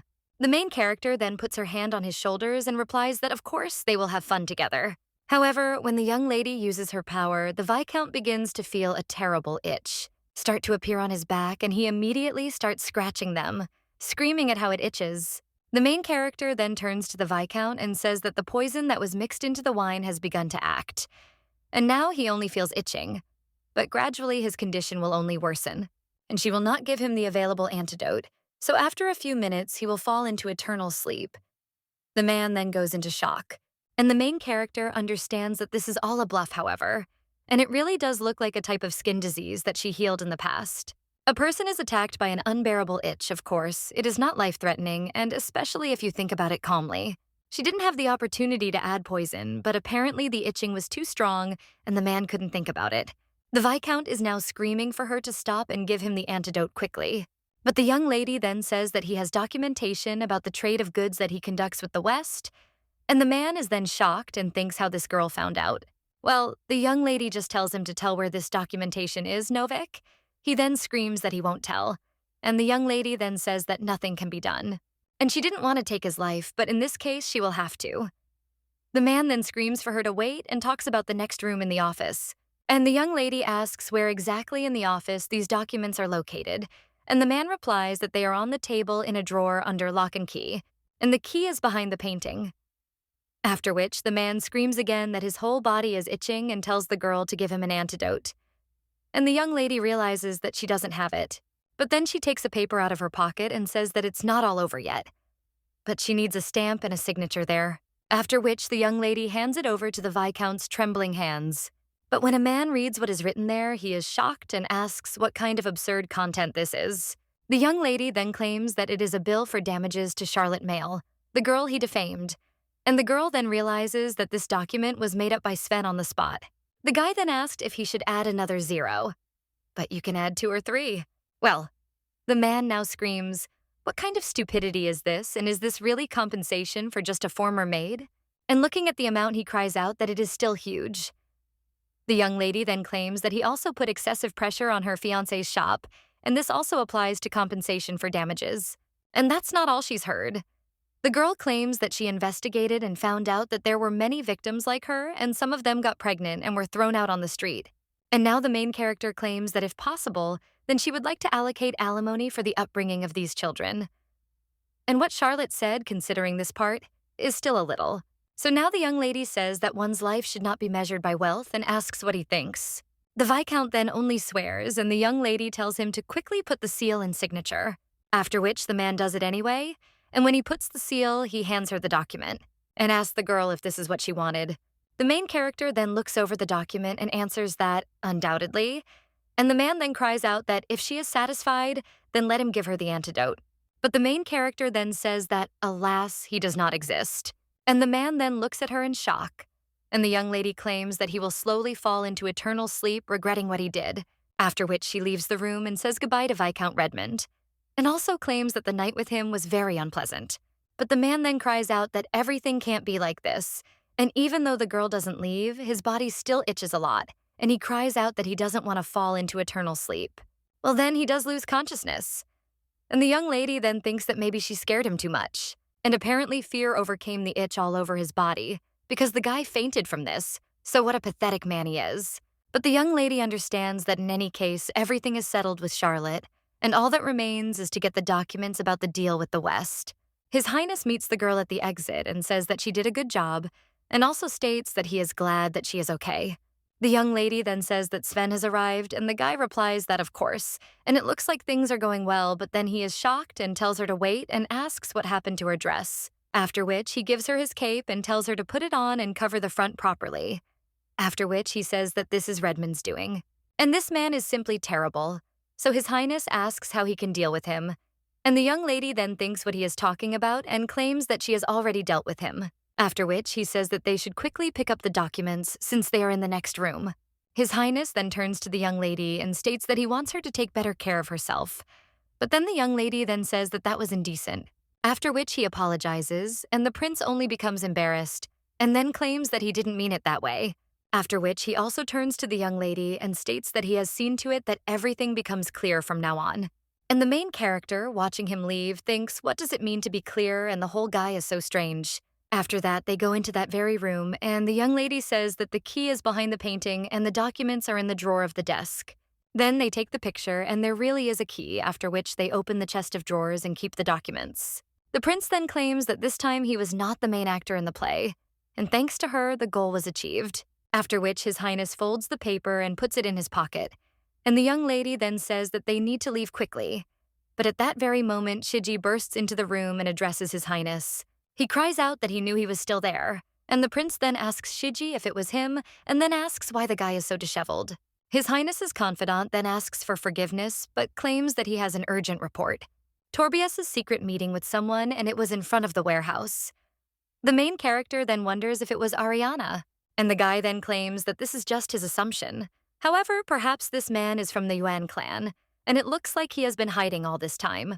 And also speaking about the magical beasts that will be brought to their country, if they are sent to Redmond's warehouse. Things are bad now, and at the same moment they hear piercing screams. The main character then asks what happened, and Shiji only gets angry and claims that it seems like the worst assumption turned out to be true. After which His Highness and the main character go out onto the terrace and see people running away in horror. And in the middle of the room there appears a large monster. The main character now screams that this must be Ariana's doing, and the girl thinks what the purpose of all this was. After which the young lady sees Ariana herself, who is watching all this horror with a smile on her face. The main character understands that allowing magical beasts to attack the estate was originally in the plans of the head of the clergy, because by healing all the wounds they received, they will be able to win the faith of these people.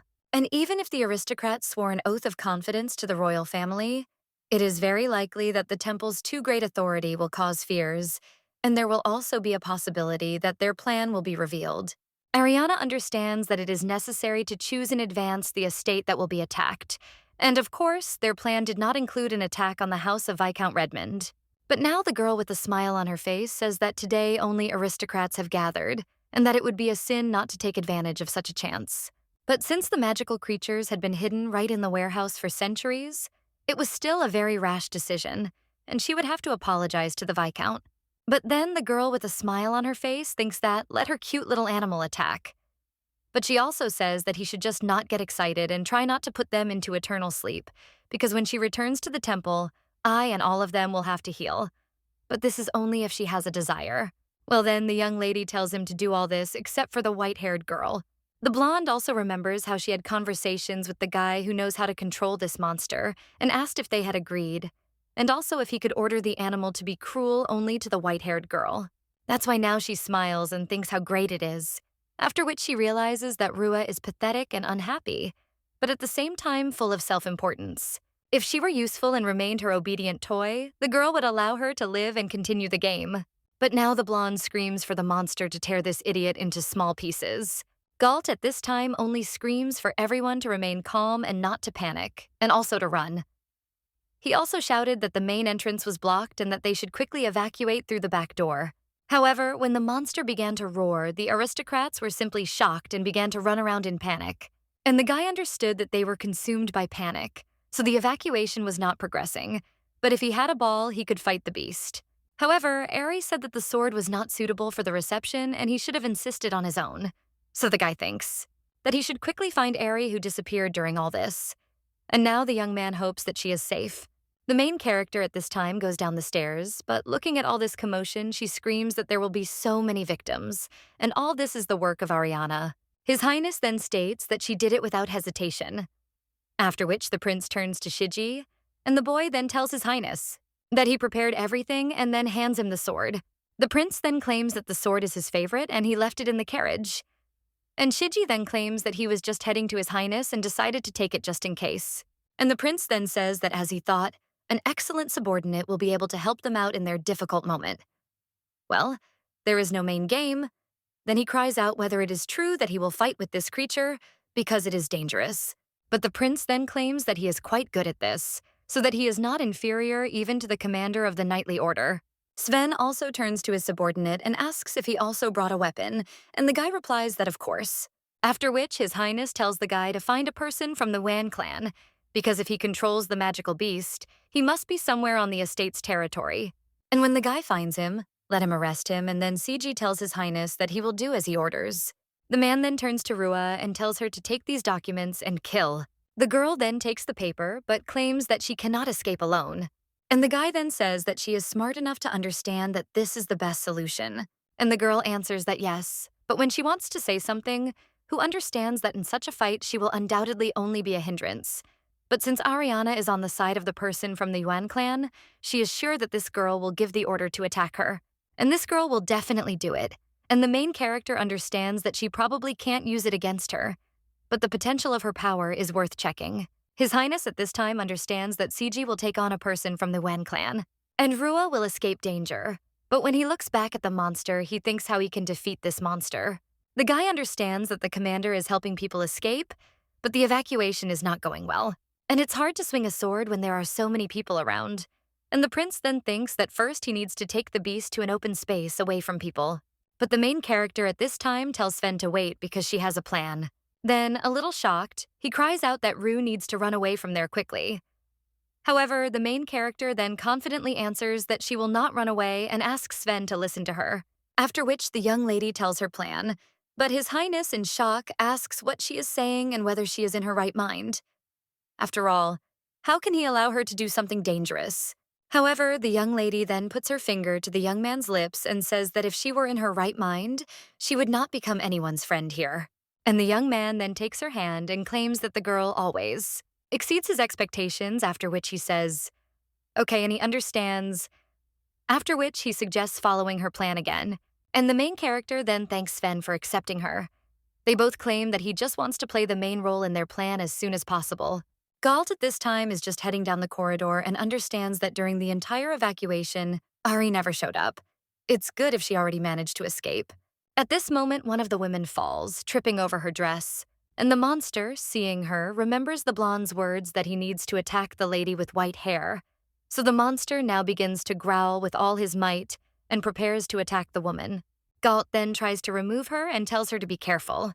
But after this, the young lady only claims that the monster needs to attack not this woman, but her. After which the monster immediately directs his gaze to the young lady, and Galt then screams for her to be careful and run. The young lady then realizes that, as expected, this monster reacted to the white hair, and the Yuan clan man can control magical creatures. But they cannot recognize people, and if Ariana orders the beast to attack her, she will tell him the color of her hair, and the young lady thought so, because she understands a little about the course of her thoughts, because they are former friends. His Highness at this time says that Rua helped him out by taking the monster aside, after which he delivers one precise blow to the monster's neck, causing it to scream. And the young lady then also touches this monster and begins to use her ability, from which the monster only whines, after which he falls to the floor, and the main character, looking at her hand, understands that it worked. And the transfer of the intoxication symptom also worked on the beast. So this time she transferred the hangover. His Highness at this time turns to Rua and says that everything worked out because she became bait, and he killed this monster. And more precisely, he pretended to be getting ready. In the end, it was she who pacified this monster. After which, the guy turns to the young lady and says that everything is as planned, and the main character replies that it is all thanks to the fact that he trusted her. At this time, everyone in the hall begins to clap and claim that His Highness Sven has pacified the beast, and as expected from His Highness, he did it, and how bravely the girl acted, becoming bait. Galt is watching all this at this time and realizes that this girl looks like Miss Restato. At this time, Ariana is just angry and understands that she still failed to do it, and the girl thinks how useless these monsters are. After which she realizes that she needs to use Plan B.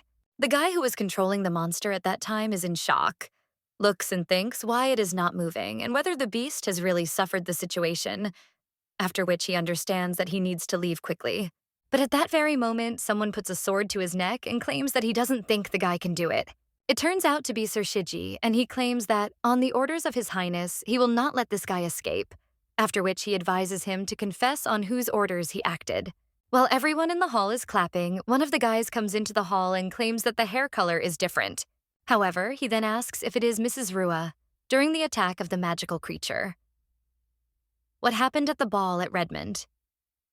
There were no serious consequences, only a few people received minor bruises, so the matter was not made public. The Yuan clan man who controlled the beast was caught, and the fact that Redmond was one of the culprits in the attack of the magical creatures was revealed.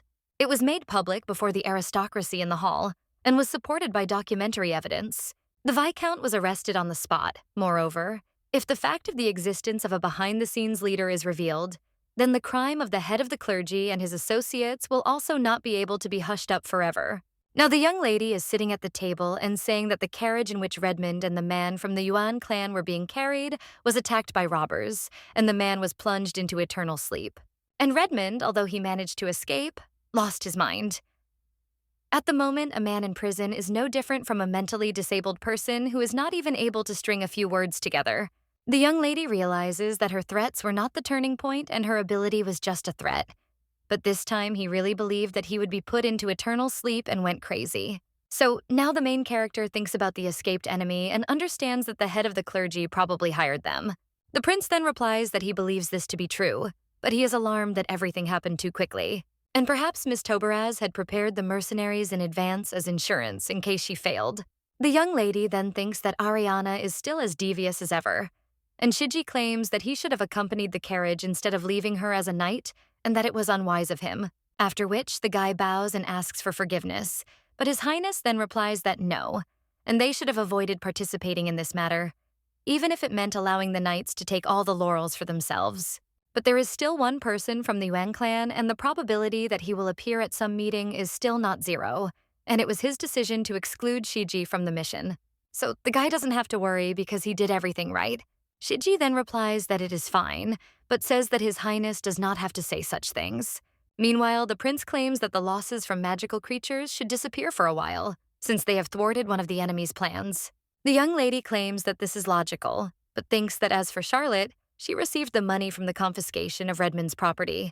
As planned, they also found out that Redmond's wife and son were not involved in his plans, and they moved to the woman's family estate so they did not have to live in poverty. And the young lady thinks that at least there is something good in this and then smiles, but then asks what their next enemy is. And the young lady asks if they will deal with the next aristocrat who cooperates with the head of the clergy.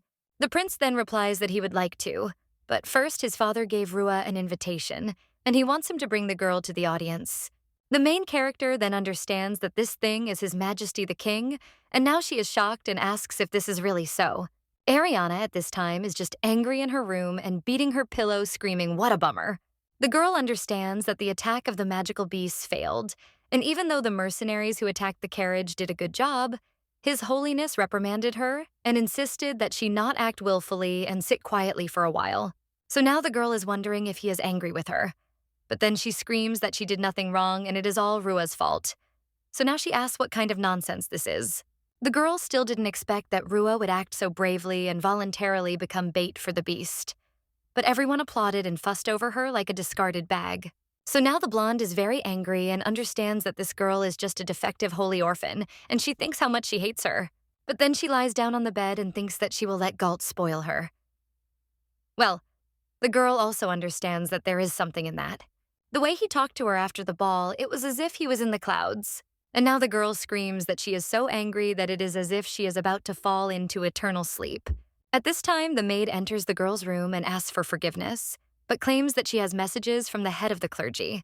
The blonde then jumps out of bed and asks what she is talking about, and she wonders if this man has finally forgiven her. The maid then claims that it is about the annual celebration that will take place in the coming days, and the young lady realizes that she remembers something similar. After all, they gather candidates for sainthood there, and perhaps she has another chance, which is why the girl is asking now. Could the maid clarify something? Sven's older brother is sitting at his desk at this time. Well, then he looks at one of the papers and wonders if this is really a report about the incident at Viscount Redmond's estate. That Sven played a key role in this, so now his older brother just winces and says that this guy is at it again. At this point, someone enters the room and apologizes for interrupting Mr. Sarid's work. The guy then turns to Diana and asks what happened, and the woman then says that the matter is this. However, when she sees the guy's face, she screams at him to stop wincing like that. After all, with such a face, he will scare away all his subjects. So let him smile a little. And then the woman asks why he shouldn't follow the example of his younger brother. However, the guy then asks if she really claims that he is more suitable to be the next ruler. Well, the lady with green hair then claims that no one says such things and insists that he immediately stop being so gloomy. After all, she is his fiancée. And after that, the guy just turns away and falls silent. And then Diana tells him to listen to something else and claims that tomorrow a girl will appear who will be a candidate for sainthood, and she will sort out everything with that incident together with his brother. Sarid then frowned and said that he was looking forward to the meeting with such a famous person, and Diana at this time replies that however he should be eager to meet her. It was Lewis. The guy then says that he thinks Mrs. Rua is an important person to him. The head priest at this time is throwing papers around in his office and screaming that this Ariana is a capricious girl. She does whatever she wants, and he asks if she's going to derail his carefully laid plans. But then one of the servants turns to His Holiness and asks him to calm down, because Ariana has already dealt with this problem by sending mercenaries. And the high priest then says that she hired mercenaries for money. And another priest then claims that soon the annual ceremony will take place, and henceforth the girl will obediently follow all his instructions.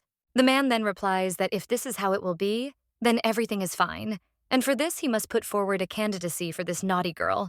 The man with red hair then tells His Holiness that everything is correct. And the man then thinks that, however, he could not have imagined that His Highness Sven and Rua would tame the magical beast. And it is very likely that the young man found out about his plan, and Rua most likely happened to be nearby by chance. However, be that as it may, Redmond has become useless, and he will no longer use magical beasts. So now the priest thinks that no matter how much he would like otherwise, he will have to neglect some details of the plan in order to complete it faster. At this time, someone enters the office and asks for forgiveness, after which he asks if the head of the clergy is there. It turns out to be Galt, and now the priest turns to the commander and then asks what made him come to him.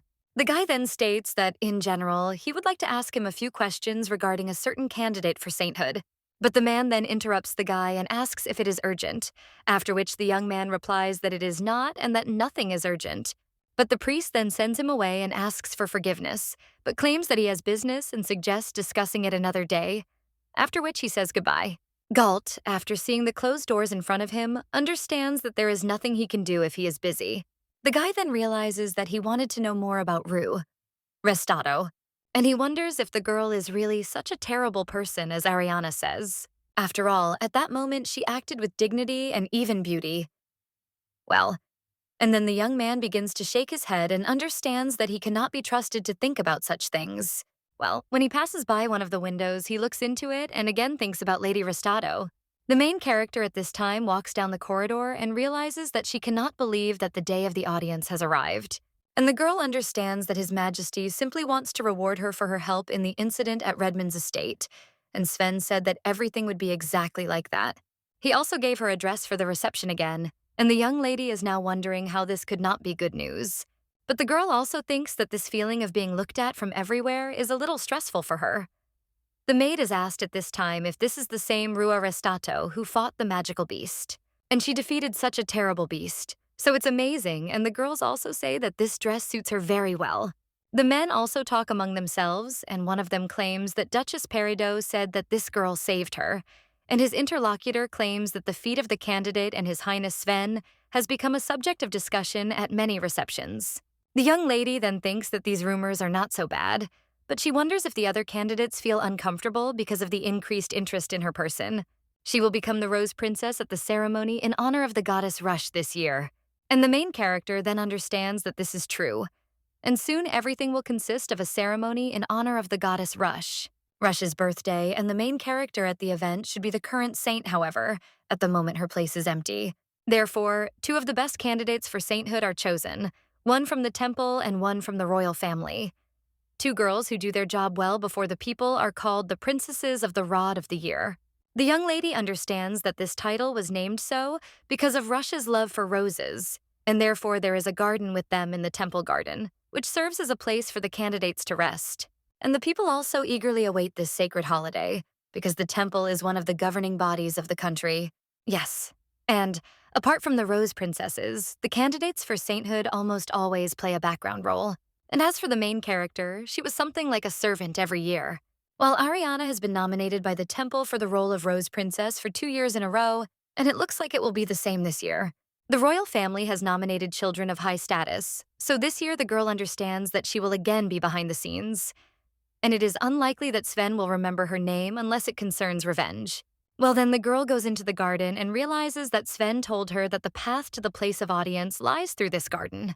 However, at the same moment, the maid who is at the window pours water from the bucket, right at the main character. But when you turn around, the maid is already running away.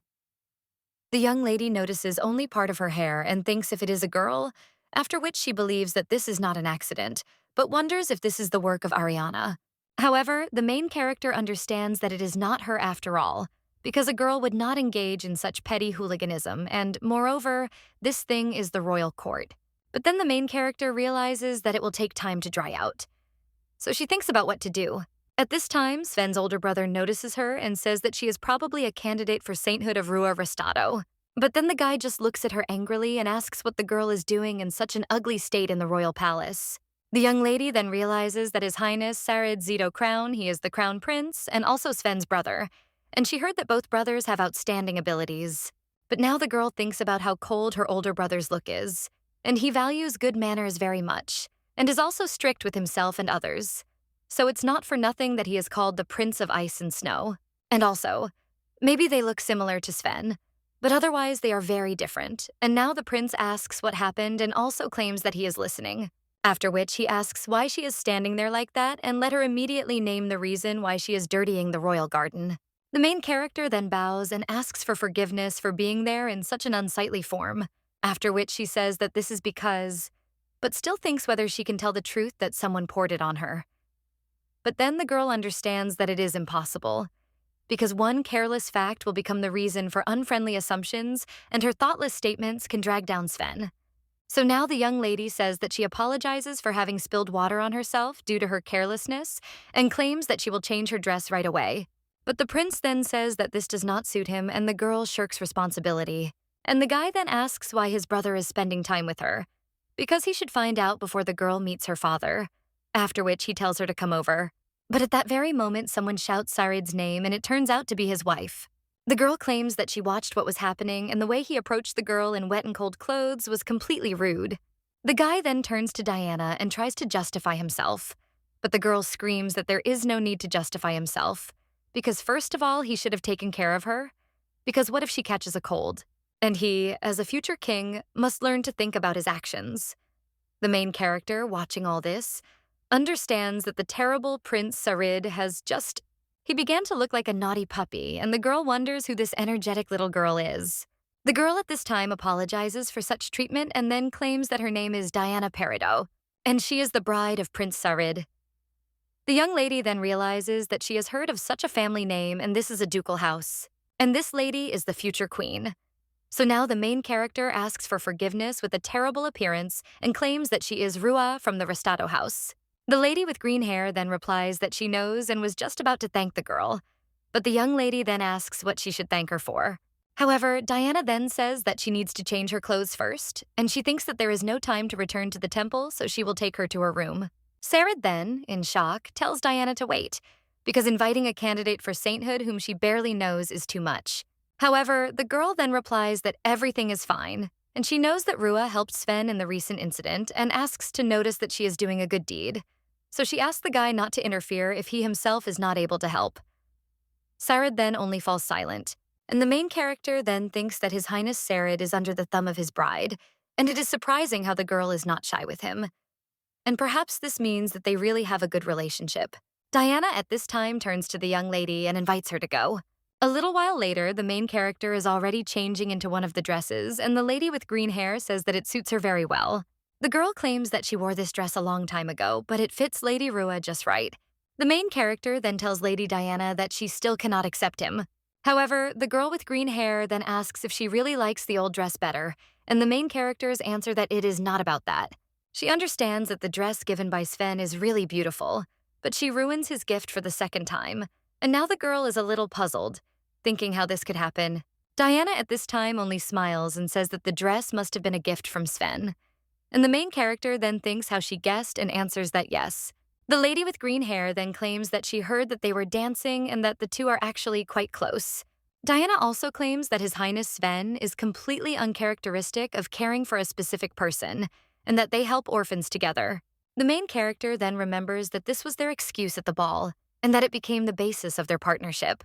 So now the young lady claims that Mrs. Diana knows about this even though she was not at the ball, and the girl replies that of course she is a highly informed person in high society, and there is nothing that she does not know about their aristocracy. Moreover, the young lady claims that her mother and that woman with white hair, whom the girl saved then, were at that ball. The main character then asks in shock if it was really her mother. Alibi with green hair at this time only grabs her hands and claims that her mother is very grateful to her, because she is her savior. And now Diana claims that she also thanks her from the bottom of her heart. The young lady then claims that she was protected by the Knight Commander Galt, and the beast was pacified by His Highness Sven. So she did nothing. The lady with green hair then tells the girl not to be modest, because she heard about her brave deed, and she would like to talk to her some more. But she thinks that it is time for them to go to the audience, because they are already expected. The main character then asks who is waiting, and Diana replies that she will see them soon. So now she offers Lady Rua to have tea next time, and the main character agrees. A little while later, the girl enters the hall, where there are knights and servants. The Emperor is also there, and he addresses Rua Restato and states that her contribution was significant. So for helping to eliminate the damage from the demonic beasts, as well as for helping to find the culprits, he wants to express his gratitude to her. The main character then says that she is flattered by his words, and now the girl understands that, as expected, His Majesty is an influential person and each of his words has its price. At this time, the man only tells the girl to accept any reward and think about it, and also to say what she would like. The young lady then thinks about what she would like from His Majesty. And after some thought, she states her wish. The girl claims that she would like to obtain the rights to own Baron Restato's mansion. The Emperor is a little surprised after this, and the young lady understands that the noble mansion, the true owner of which has fallen into eternal sleep due to the lack of heirs as Togo and the law demanded, has become the property of the state for the next 10 years. After this period, it belongs to demolition, and this year will be exactly the 10th year. Because of its dark past, as the girl heard, no one lived there. And that day she was unable to visit the temple to find out exactly what happened. But she couldn't even visit the graves because she didn't receive permission from the head priest. The Emperor now says that this is how it is.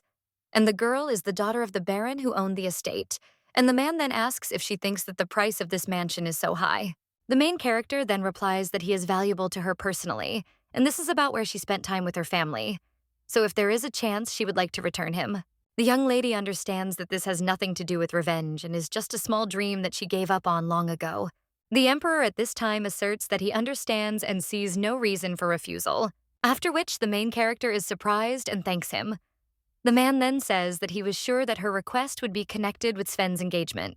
The young lady then asks if he is talking about his engagement to His Highness Sven, and wonders if His Majesty would really joke. But he said it with such a serious face, and the man at this time claims that his son is very vigilant thanks to his upbringing, and he has been like this since childhood. But despite this, every time he mentions Lady Rua, he looks very casual, and perhaps the Queen is worried about this. The main character then apologizes for the mistrust, but claims that it would sound too arrogant coming from a person of her status, and that she is now a nobody, and nothing more than one of many candidates for sainthood. Therefore, she is not suitable for engagement with His Highness. However, the young lady thinks, what is it after all? She only said the obvious, but then the girl does not understand why her chest aches so much. The Emperor at this time claims that if only she were not a candidate but a saint, she could become his ideal match. However, the young lady claims that for 10 years this title has not belonged to anyone, and it was her pipe dream. The young lady understands that she is no longer interested in the place of the saint, and she will try to prevent Ariana from taking it. But she herself does not deserve this position, and her main goal now is revenge. And the Emperor then says that their conversation is over and the main characters do not agree. After which she heads for the exit and realizes that she is so tense that she is tired. And the girl is even glad that one of her requests will be fulfilled, but now she needs to rest. Because even though she had come all the way to the royal palace, perhaps she should return to the library. However, at that very moment, someone pushes the young lady down the stairs, after which the girl immediately runs away, and the main character thinks that it can't be him. And is it really the girl who poured water on her?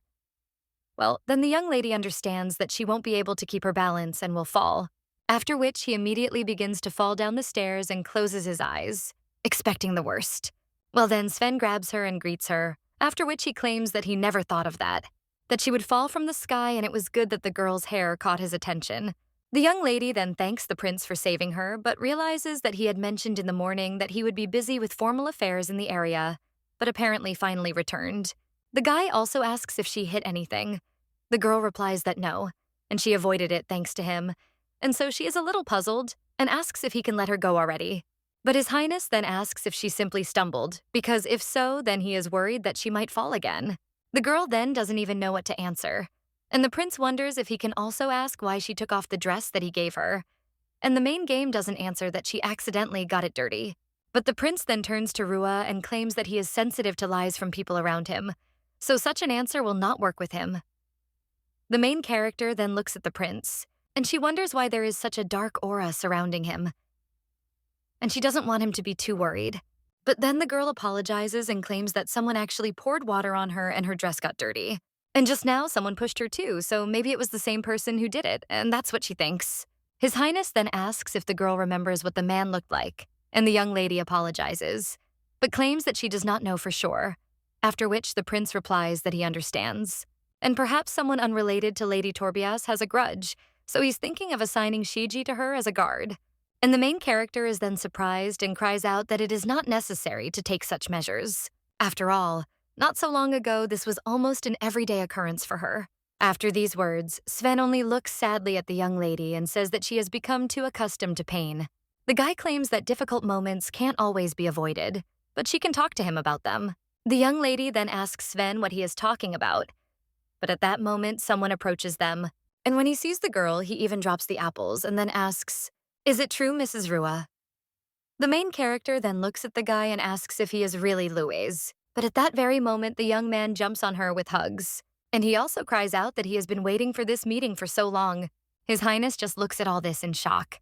And Louis, with tears in his eyes, says that the color of Mrs. Rua's hair has changed. But this does not change the fact that she has become even more beautiful. And he thanks the Lord God that they met for the second time in this world.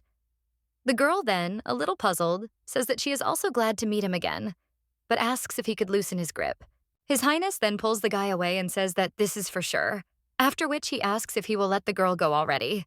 After which he asks Rua, who is this ill-mannered, bespectacled guy Apple, because he looks like a hired worker. The main character then thinks why the prince called him that, and Louis then bows and cries out that he asks His Highness for forgiveness and unknowingly behaved very disrespectfully towards him. But the prince then asks if he thinks that this is impermissible and fraught with punishment for insulting a member of the royal family. After this, the young man only becomes frightened and asks for mercy. Well, the main character then turns to Sven and tells him not to make threats out of nowhere. The girl then claims that it was Louis and that he really was a hired hand on their estate, and that he also took care of her during her childhood and was just like an older brother. Louis Liston comes from a small country in the east, where he was the first son and heir to the best store in the country. However, he himself did not show any ability for trading, and as a result, he ran away from his father, who forced him to continue this business, and began to look for work in the kingdom of Zeto. The boy was lucky enough to find his place in the Resto estate, and the young lady's mother is a very hardworking person, so there were always very few servants in their house. And Louis became a new man for the first time in a long time. His father immediately liked him because he was a conscientious worker and also made excellent baked goods. And the guy looked after her from time to time. Therefore now, looking at the young man, the girl understands that he has not changed at all, even though 10 years have already passed. And it's such nostalgia that the main character now claims that she was worried about what happened to him after the employer disappeared. And the young man replies that, to be honest, immediately after this unfortunate incident, his father contacted him when he came to the city on business and returned him to his homeland. However, it was later discovered that his third younger sister had much greater trading abilities. Because of this, she was recognized as the heir and he received complete freedom. The main character now understands that this is true, because Lewis has 5 younger sisters. The guy then claims that about 6 months ago, he came to this country again and began to serve Lady Diana from the Peridot family. The prince then says that's it, like this guy is working for his brother's fiancé. Lewis replies that's true, and the main character then says that, be that as it may, she is glad that everything is fine with him. And then the guy screams that he should have said this, because after returning home, he was the only one who could helplessly worry about her. But now they have met again, and he needs to tell her something. After which, the guy asks her to listen carefully to what he is going to tell her. The guy claims that the sudden immersion into eternal sleep of the master, the mistress, and the youngest son of Restato. He always doubted whether this was some person's plan. The young lady then, in shock, asks if he is talking about the plan and claims that they are sick. And the guy claims that the cause of their death was a previously unknown disease, but it was probably a crime organized by someone. The young lady is then shocked to think about this, but then asks on what basis he is making such a statement. The guy is then about to answer, but at the same time a couple of maids scream out, "What is this? And who scattered the apples in such a place, because you can't even walk there?" Lewis then apologizes and claims that it was him, after which he says that Mrs. Diana asked him to make an apple pie. The main character then turns to the guy and says that she can help. However, he flatly refuses and says that it is not necessary, after which he asks to allow him to continue his story later. The young lady then tries to object, but the prince then says that it is better to leave now, and he is sure that the girl is confused, but it is best to take a break now to calm down and think everything over. Rua then realizes that Lewis would not say something like that based only on empty assumptions, and he has some reason to suspect someone. So the girl wonders if her relatives were really plunged into eternal sleep not by an illness but by some person. That's why now the main character is wondering who could possibly need this. At this time, the prince looks at the girl and remains silent. A little while later, the young lady is already lying in her bed and, rising from it, she realizes that so much had happened yesterday that she didn't even have the strength to deal with the projectile.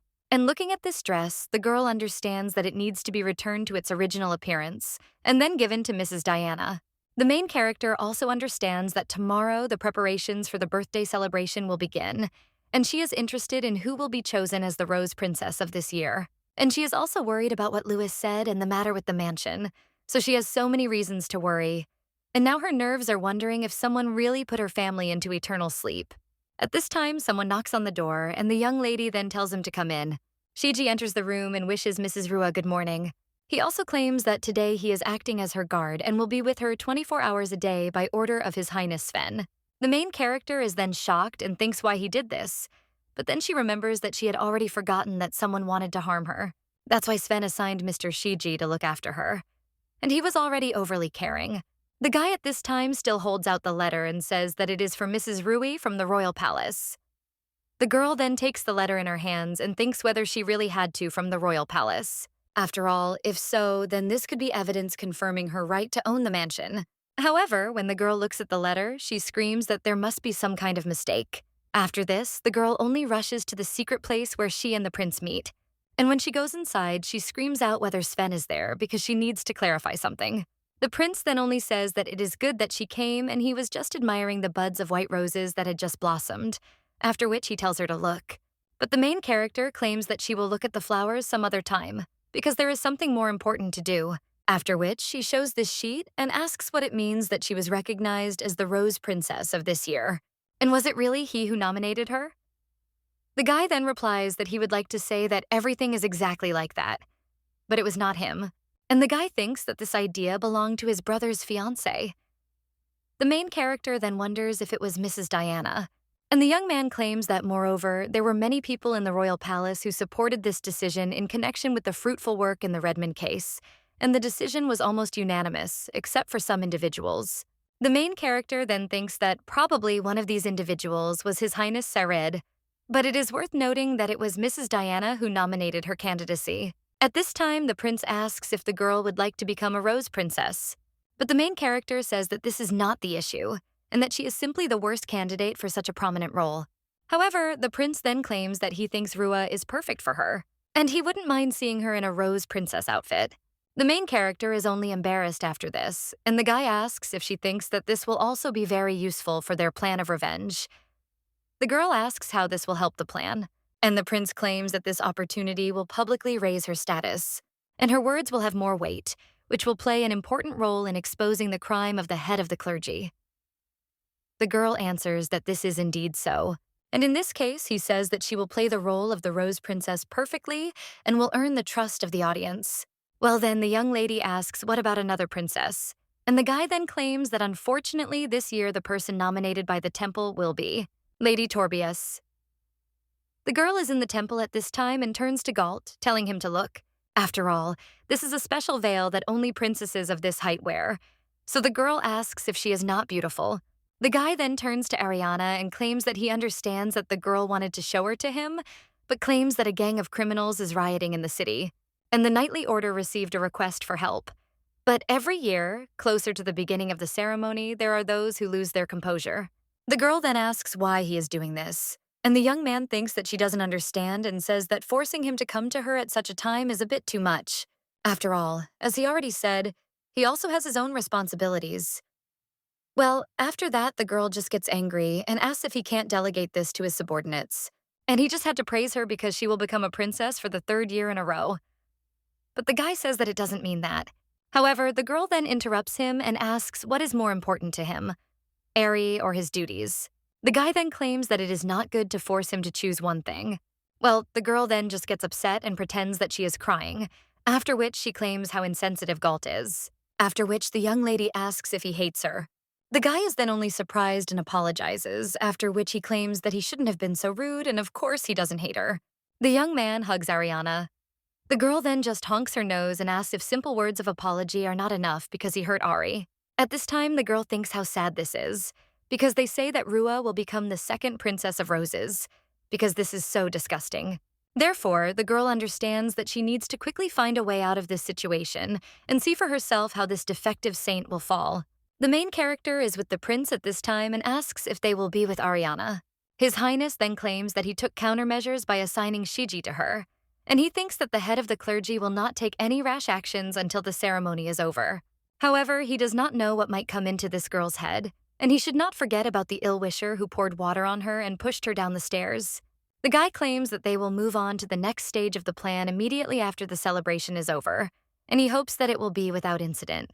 The main character then replies that she understands and then turns to Mr. Shiji and says that she is going back to the beginning. Thanks him for agreeing to guard her. The guy then says that there is no need to thank her because he will do everything possible to protect her. And the prince then claims that she will become the official owner of the mansion immediately after the end of the celebration.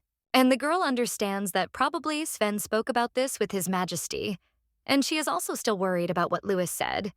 But now she understands that it is better to concentrate on the primary thing, that is, on her role as the Princess of Roses. At this time, the guy claims that he needs to return to the palace and asks if the girl is leaving from there, to which she agrees. Well, when the young lady and the prince leave together, the same lady who pushed her down the stairs watches her from behind a tree. The girl then claims that her master Sven is as handsome as ever. Well, she doesn't understand why he's seeing this girl off because she's not his fiancée. The brunette then thinks that Rua Restado is a bad girl who is fooling Mr. Sven. Therefore, now, biting her nails, the brunette understands that she will never recognize such a girl as the Princess of Roses and must drive her away. After which, the young lady takes her pendant, and when she opens it, she looks at the photograph of the prince inside and asks Togo to just wait a little. At this time, the main character realizes that the birthday celebration lasts 3 days, and the chosen princesses go around the capital of the kingdom for the first 2 days and distribute roses grown in the temple to the people. The subject who receives this sacred rose does not give it to her 5 days before the end of the holiday, and in the evening of the last day on the stage of the royal capital, the Princess of Roses will perform a melody on the piano. The piece is dedicated to the goddess Rush, and it is believed that she was a great fan of this instrument. After the melody is finished, instead of applauding, people throw sacred roses, and this is a special tradition of the holiday. So now the young lady understands that giving out roses is not a difficult task, but the problem is playing the piano. After all, since she came to the temple, there has been no opportunity to touch the instrument, so she is going to take a few lessons from the previous Princess Rose. After this, the young lady turns to Sir Siji and says that you listened, and the guy at this time asks if Lady Rua has a request for him. And the girl then says that even if he is assigned to be her guard, he is not obliged to accompany her even here. However, the guy then claims that His Majesty Sven's order was to protect her and not leave her alone for a moment. So now the young lady thinks that the guy is still reliable. And Shiji at this time claims that, however, he should have told her one thing a long time ago, after which asks to be called simply Shiji. The guy claims that other polite forms of address are inappropriate. The main character then tries to object, but the boy claims that Mrs. Rua is a valuable person to His Highness, so he should also treat her with respect and hope that she will treat him accordingly. The young lady wonders what he means by a valuable person, and she is just an accomplice, after which she says that then in public she will keep the previous treatment. Well, when they are alone, she will call him by name, after which the guy smiles. And he says that let the lady do as she wishes. The main character then says that Shiji is really ready to do anything for Sven. And the guy then claims that His Highness saved his life. Shiji understands that Sven cares about him and tells people that he is from a provincial town in a western country. But in reality, the guy was from the slums and was abandoned on the side of the road and also survived by swallowing dirt. Overcoming everything, he tried to get out of such a life by adopting knowledge from merchants he met by chance and gaining experience from hired soldiers. People who called people like him an eyesore accused him of stealing. And once the rich people almost tortured him to the point of falling into eternal sleep. But at that very moment, it was the prince who saved him. And he claimed that he had been following his movements for several unrealistic periods. Because the guy caught his attention while he was on a trip, and the young man is still too talented to fall into a frantic sleep there. Shiji then looked at His Highness in shock. And after that, the prince asked the guy if he wanted to serve him, since he had nothing to lose. After which, the prince helped the guy get up, and now Shiji claims that from then on, his life belonged to His Highness, and he would carry out any order for the sake of the goal he had set. The main character then realizes that she and Shiji, they are similar because Sven also extended a helping hand to her. It was then that he gave her a reason to live, so the girl can confidently follow her goal. And now the young lady understands that for the sake of her own retribution, she too must play the role of the Rose Princess perfectly. After which, the girl opens one of the doors, but when she enters, she is a little surprised. He thinks that this lady was the Rose Princess. This girl's name is Nerni Sandra, and she is the only daughter of Chancellor Sandra, and like her, is a candidate for sainthood. However, the girl prefers solitude, showing no interest in social life at all. But despite this, because of her high social status, no one criticizes her as they did with her, and the girl performs her duties indifferently and with restraint. Among the candidates, Nerna Sandra is the only one who has a higher origin than Ariana. And the main character now thinks that she doesn't know at all what kind of person she is. And she can't read minds, after all. It's probably just her imagination. But it seems that way. The brunette at this time asks if this is Lady Rua Restado. And she claims that she received a request from the royal palace asking her to explain to her the nuances of the role of the Princess of Roses. The main character then answers, and thanks her in advance for her help. But the girl at this time only bites her lip and asks why they chose someone like her. The young lady then apologizes and asks if the girl said something, and she only says that she misheard. Nern then states that her job is to teach the girl how to play the piano, which is demonstrated on the last day. But before they begin the lesson, then the girl asks if she can ask her escort to go out. After all, this is a private lesson, intended only for the Rose Princess. The main character then exchanges glances with Shiji and nods, after which the guy says that he will do as they wish and will wait at the door. However, after this, he says that in case of emergency, he asks him to understand that he will break in without permission. After which, the young man says that this is all and asks to be allowed to deviate. The main character then begins to hear the indignation of this girl, and the brunette at this time says that she is with Mr. Shiji and also with Mr. Sven, and the girl asks why this girl gets everything for free. Rua at this time turns to Lady Nerna and asks what happened. The young lady also understands that she heard Sven's name, and the brunette, hearing how they were addressing her, turns around and asks what is going on. But at that very moment, the pendant on her neck breaks off and falls to the ground. The main character then bends down to it and picks it up. But looking at this pendant, I realize that it is very familiar, and it even looks like the stone that the girl who bullied her had.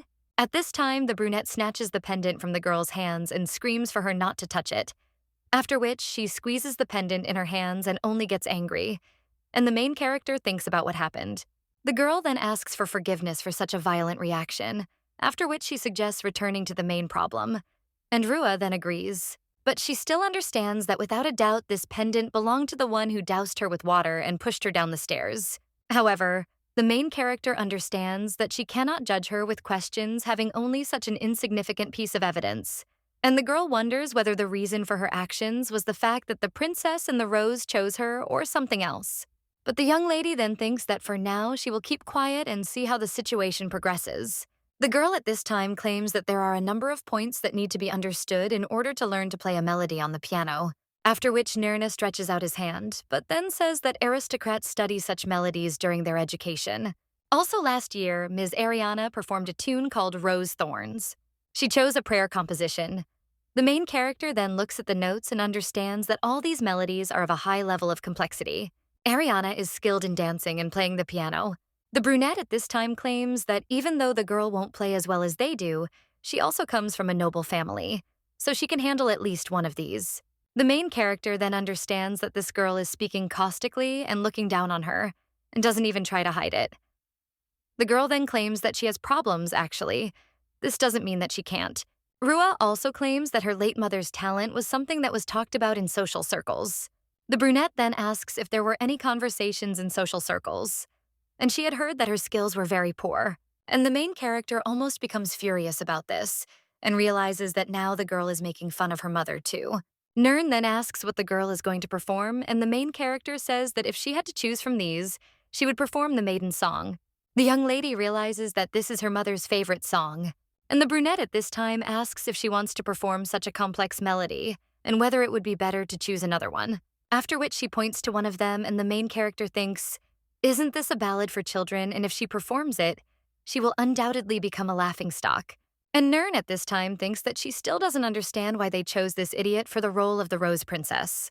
The girl remembers how she sat next to her father and cried, and also asked why she was the Princess of Roses this year. Rue, not her.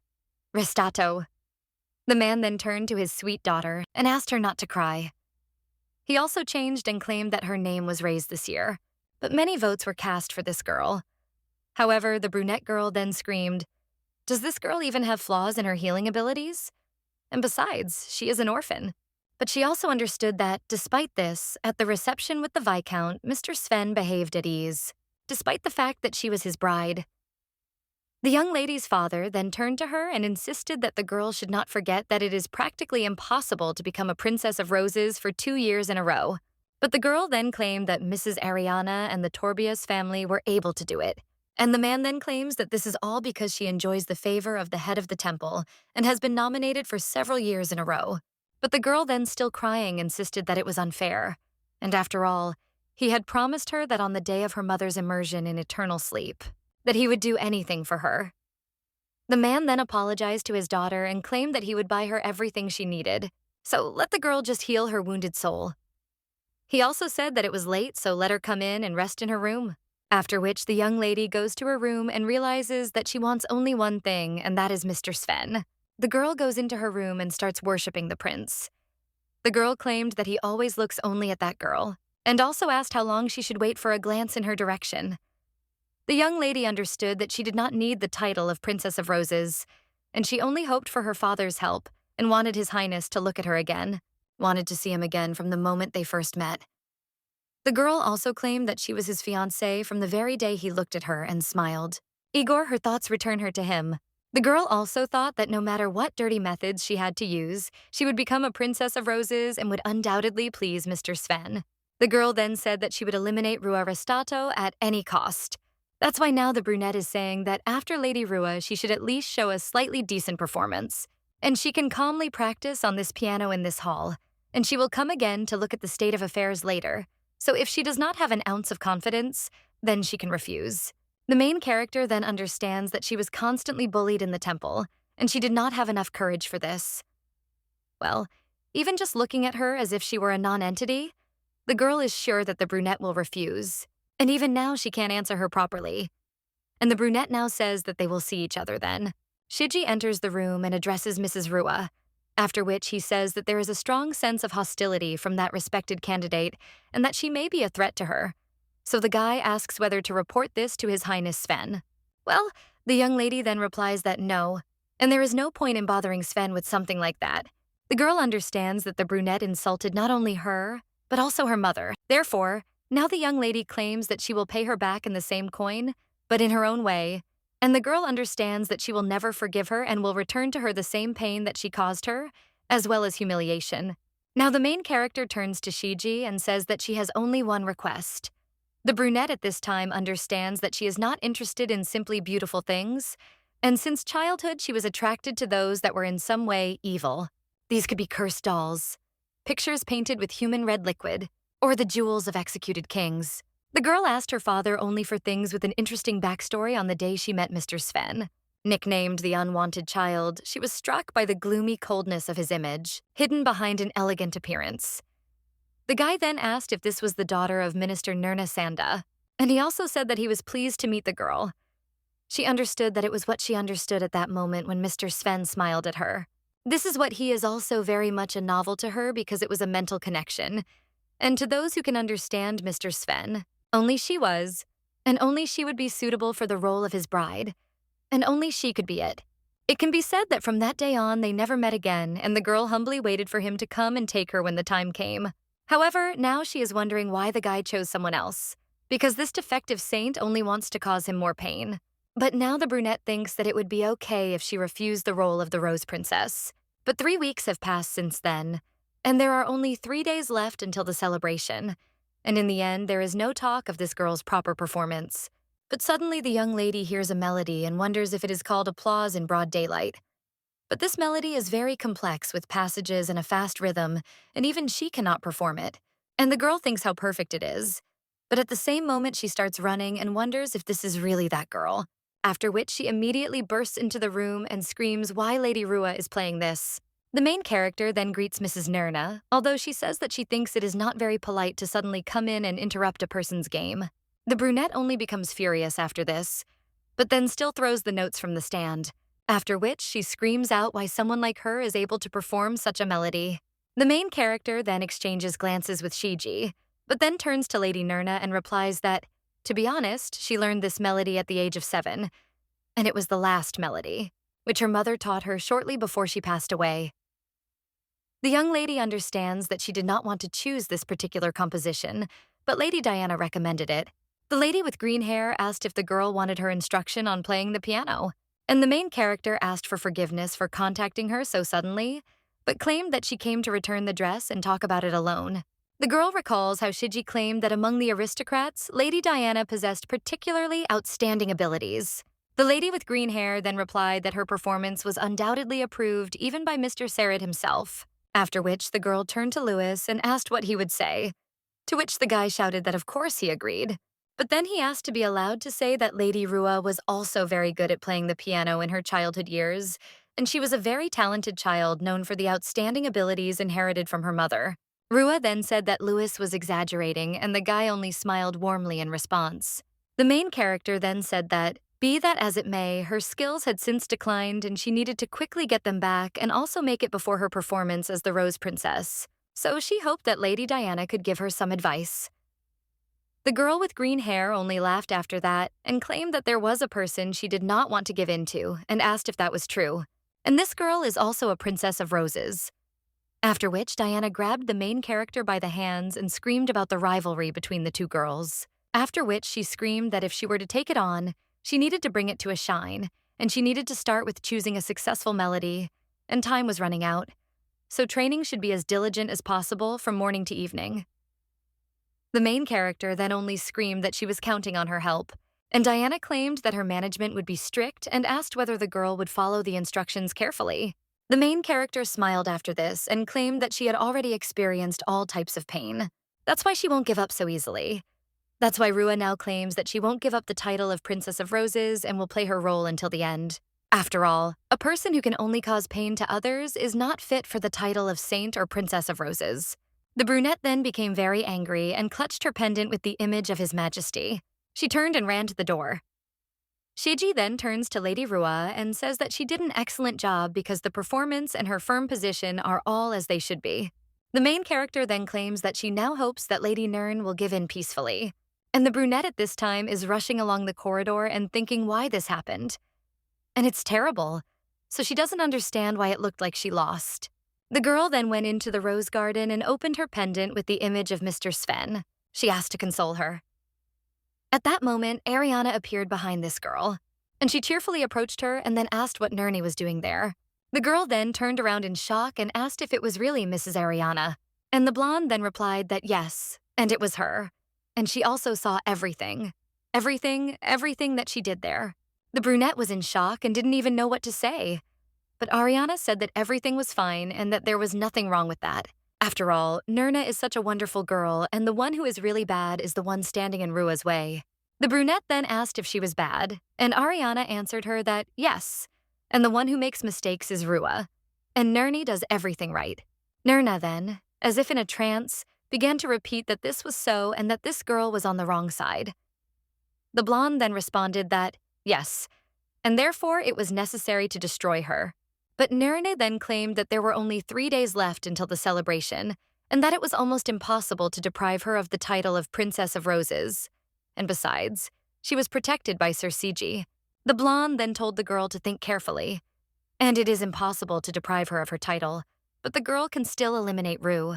After all, there is undoubtedly a period of time when the guard leaves. That's why now the blonde only whispers in Nirna's ear that she will definitely be able to eliminate this eyesore. A little while later, the days of celebration had already arrived, and the main character, looking at the carts with roses, understands that she must give them all to the residents within 2 days.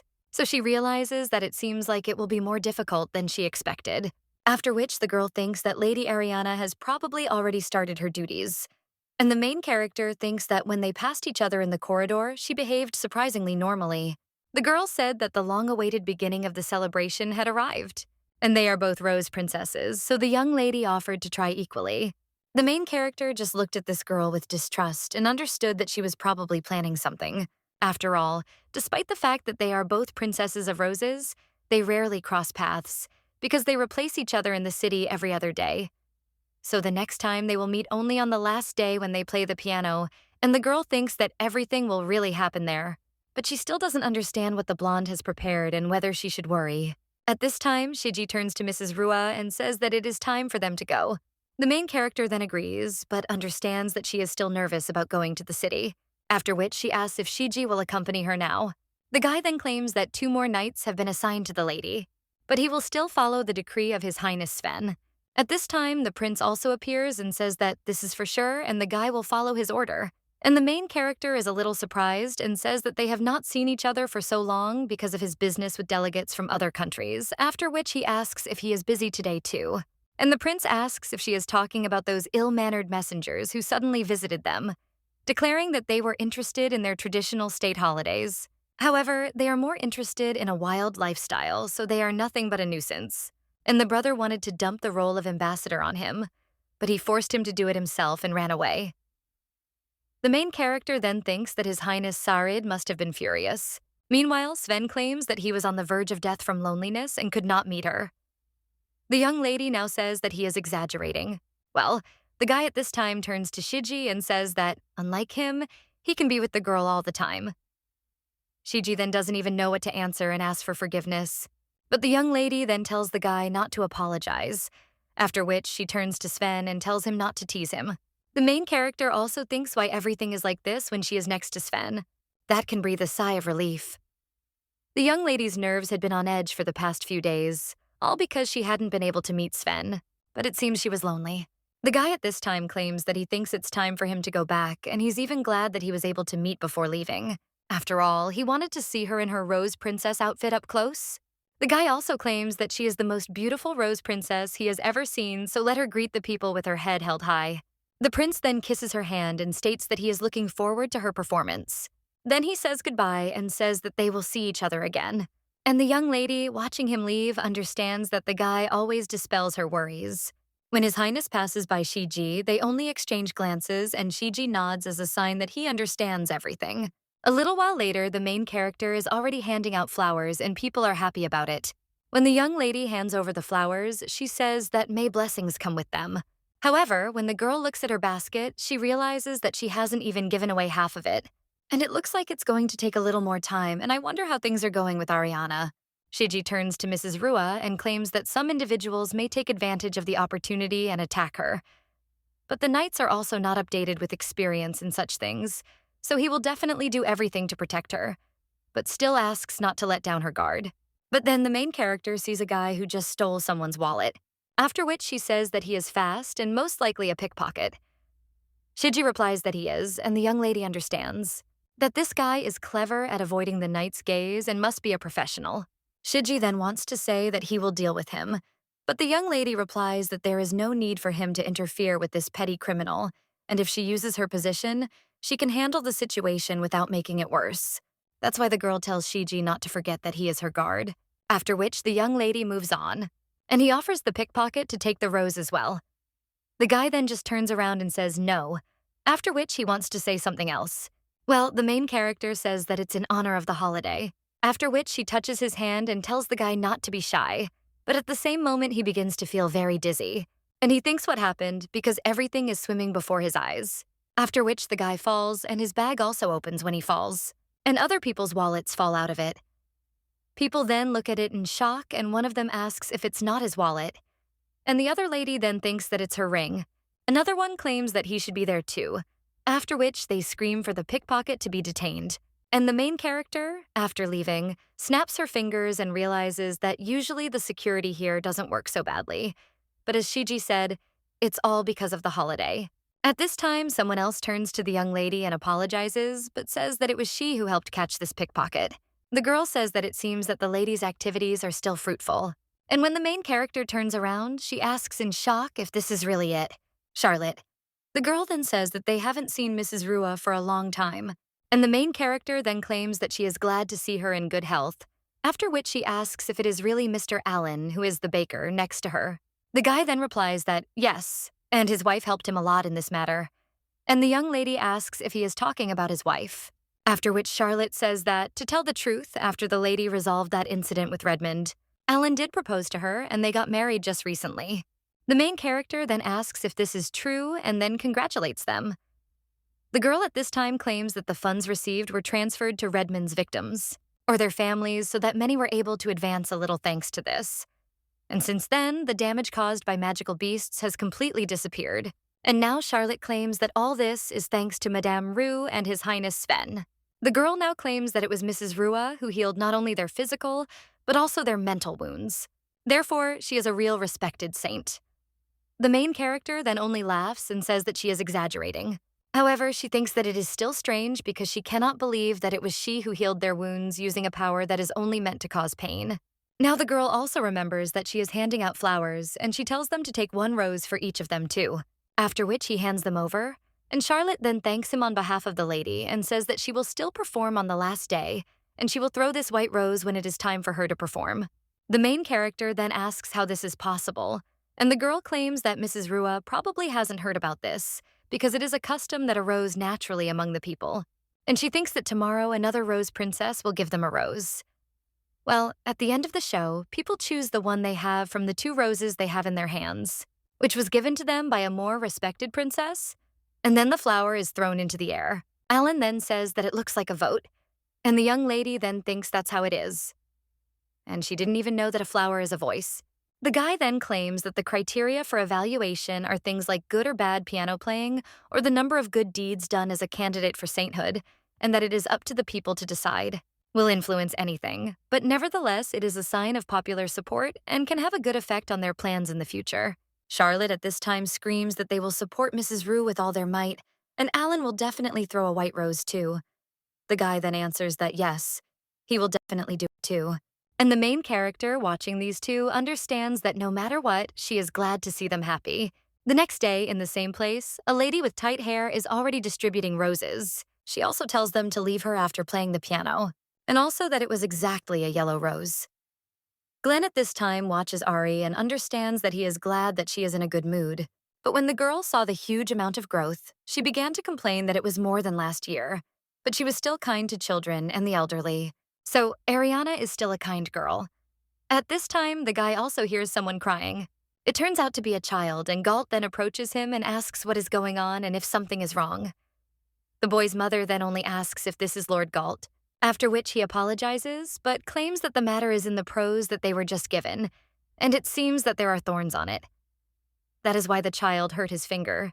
Galt at this time leans over to the boy and tells him to let him look, after which he claims that it is early and not very deep, but then asks if he wants to be examined by the Princess of Roses. After all, she is a good candidate and will definitely heal the wound properly.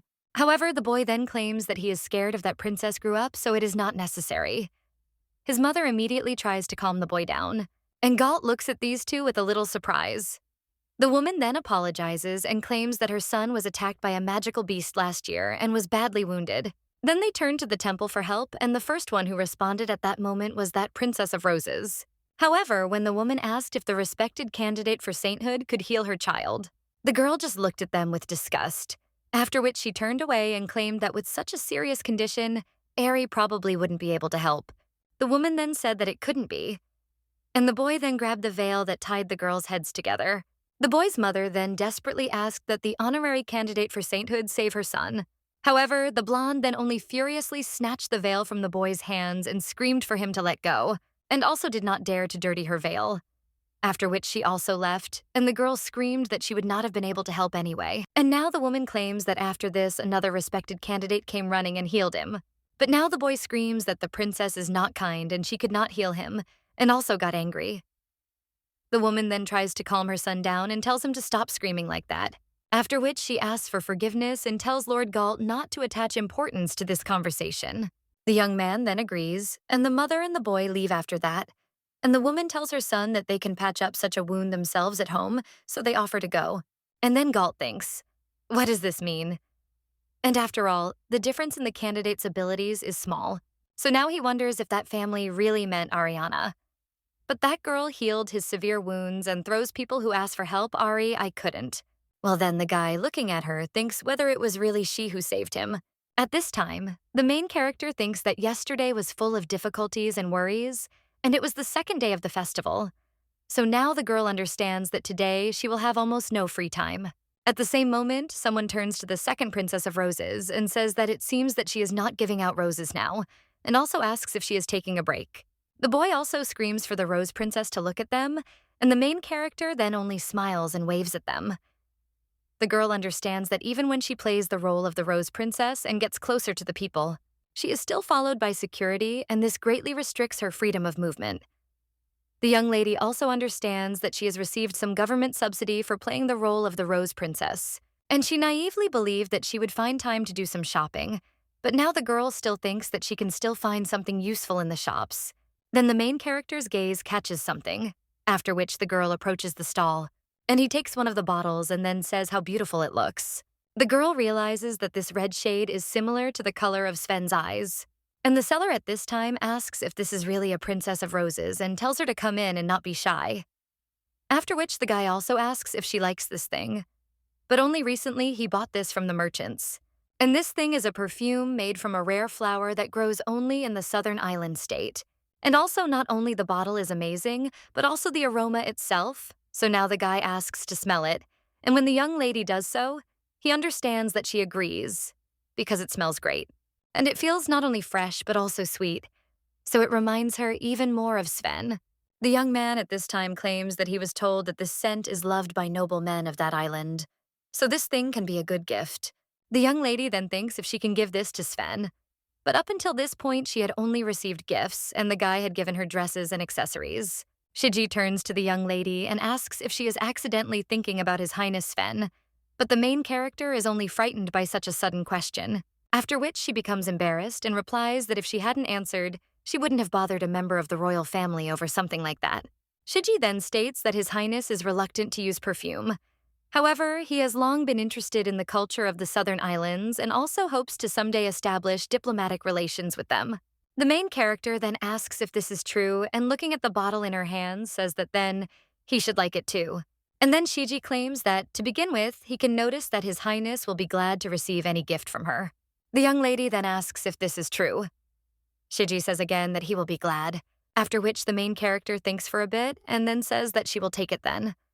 The girl understands that this is a normal thank you, and there is nothing strange about it. When the young lady is already leaving the shop with a wrapped gift, she sees that something is happening nearby, and she asks what is going on there.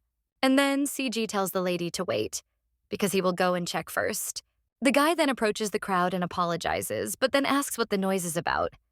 One of the people then replies that there is a betting drinking contest going on in front of that bar.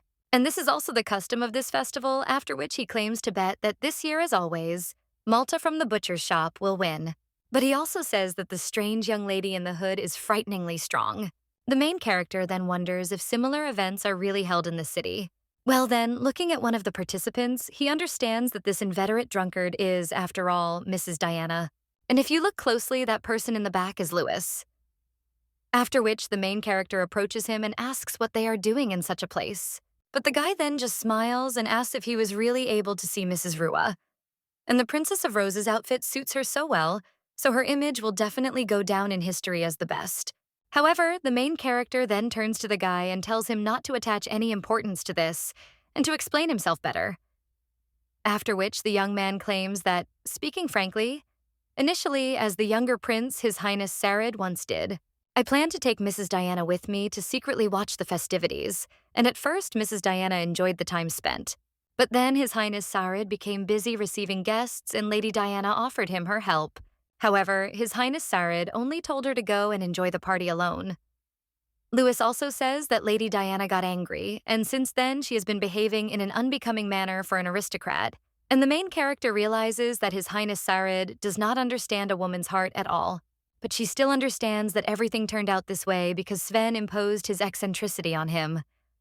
So now the girl asks if he is the only one accompanying her, and the guy answers that, of course. And the elite guards of the ducal family are waiting in different places. Louis also says that he couldn't even handle Mr. Lewitt, and Mrs. Rua should know this better than anyone else. The girl then understands that this is the name of her late brother, whom she has not heard for a long time, but the young man was still very little then. Louis, seeing the face of the main character, says that after the end of the celebration, he would like to agree on a place for their meeting and sort out one issue. After all, it concerns the death of her family, or the girl might think that he plans to mislead her with this evil joke. But the main character then replies that there is no need for his fears. After all, after the celebration, she intends to make a statement, so let the guy explain everything to her properly. Louis then turns to Mrs. Rua and tells her that she has only become stronger over the years. The girl then only clenches her fists, realizing that revealing the truth will only bring her pain. Then she will accept it and move on. A little while later, the girl is already approaching the stage with the piano, and he understands that this is the beginning of the last day of celebration.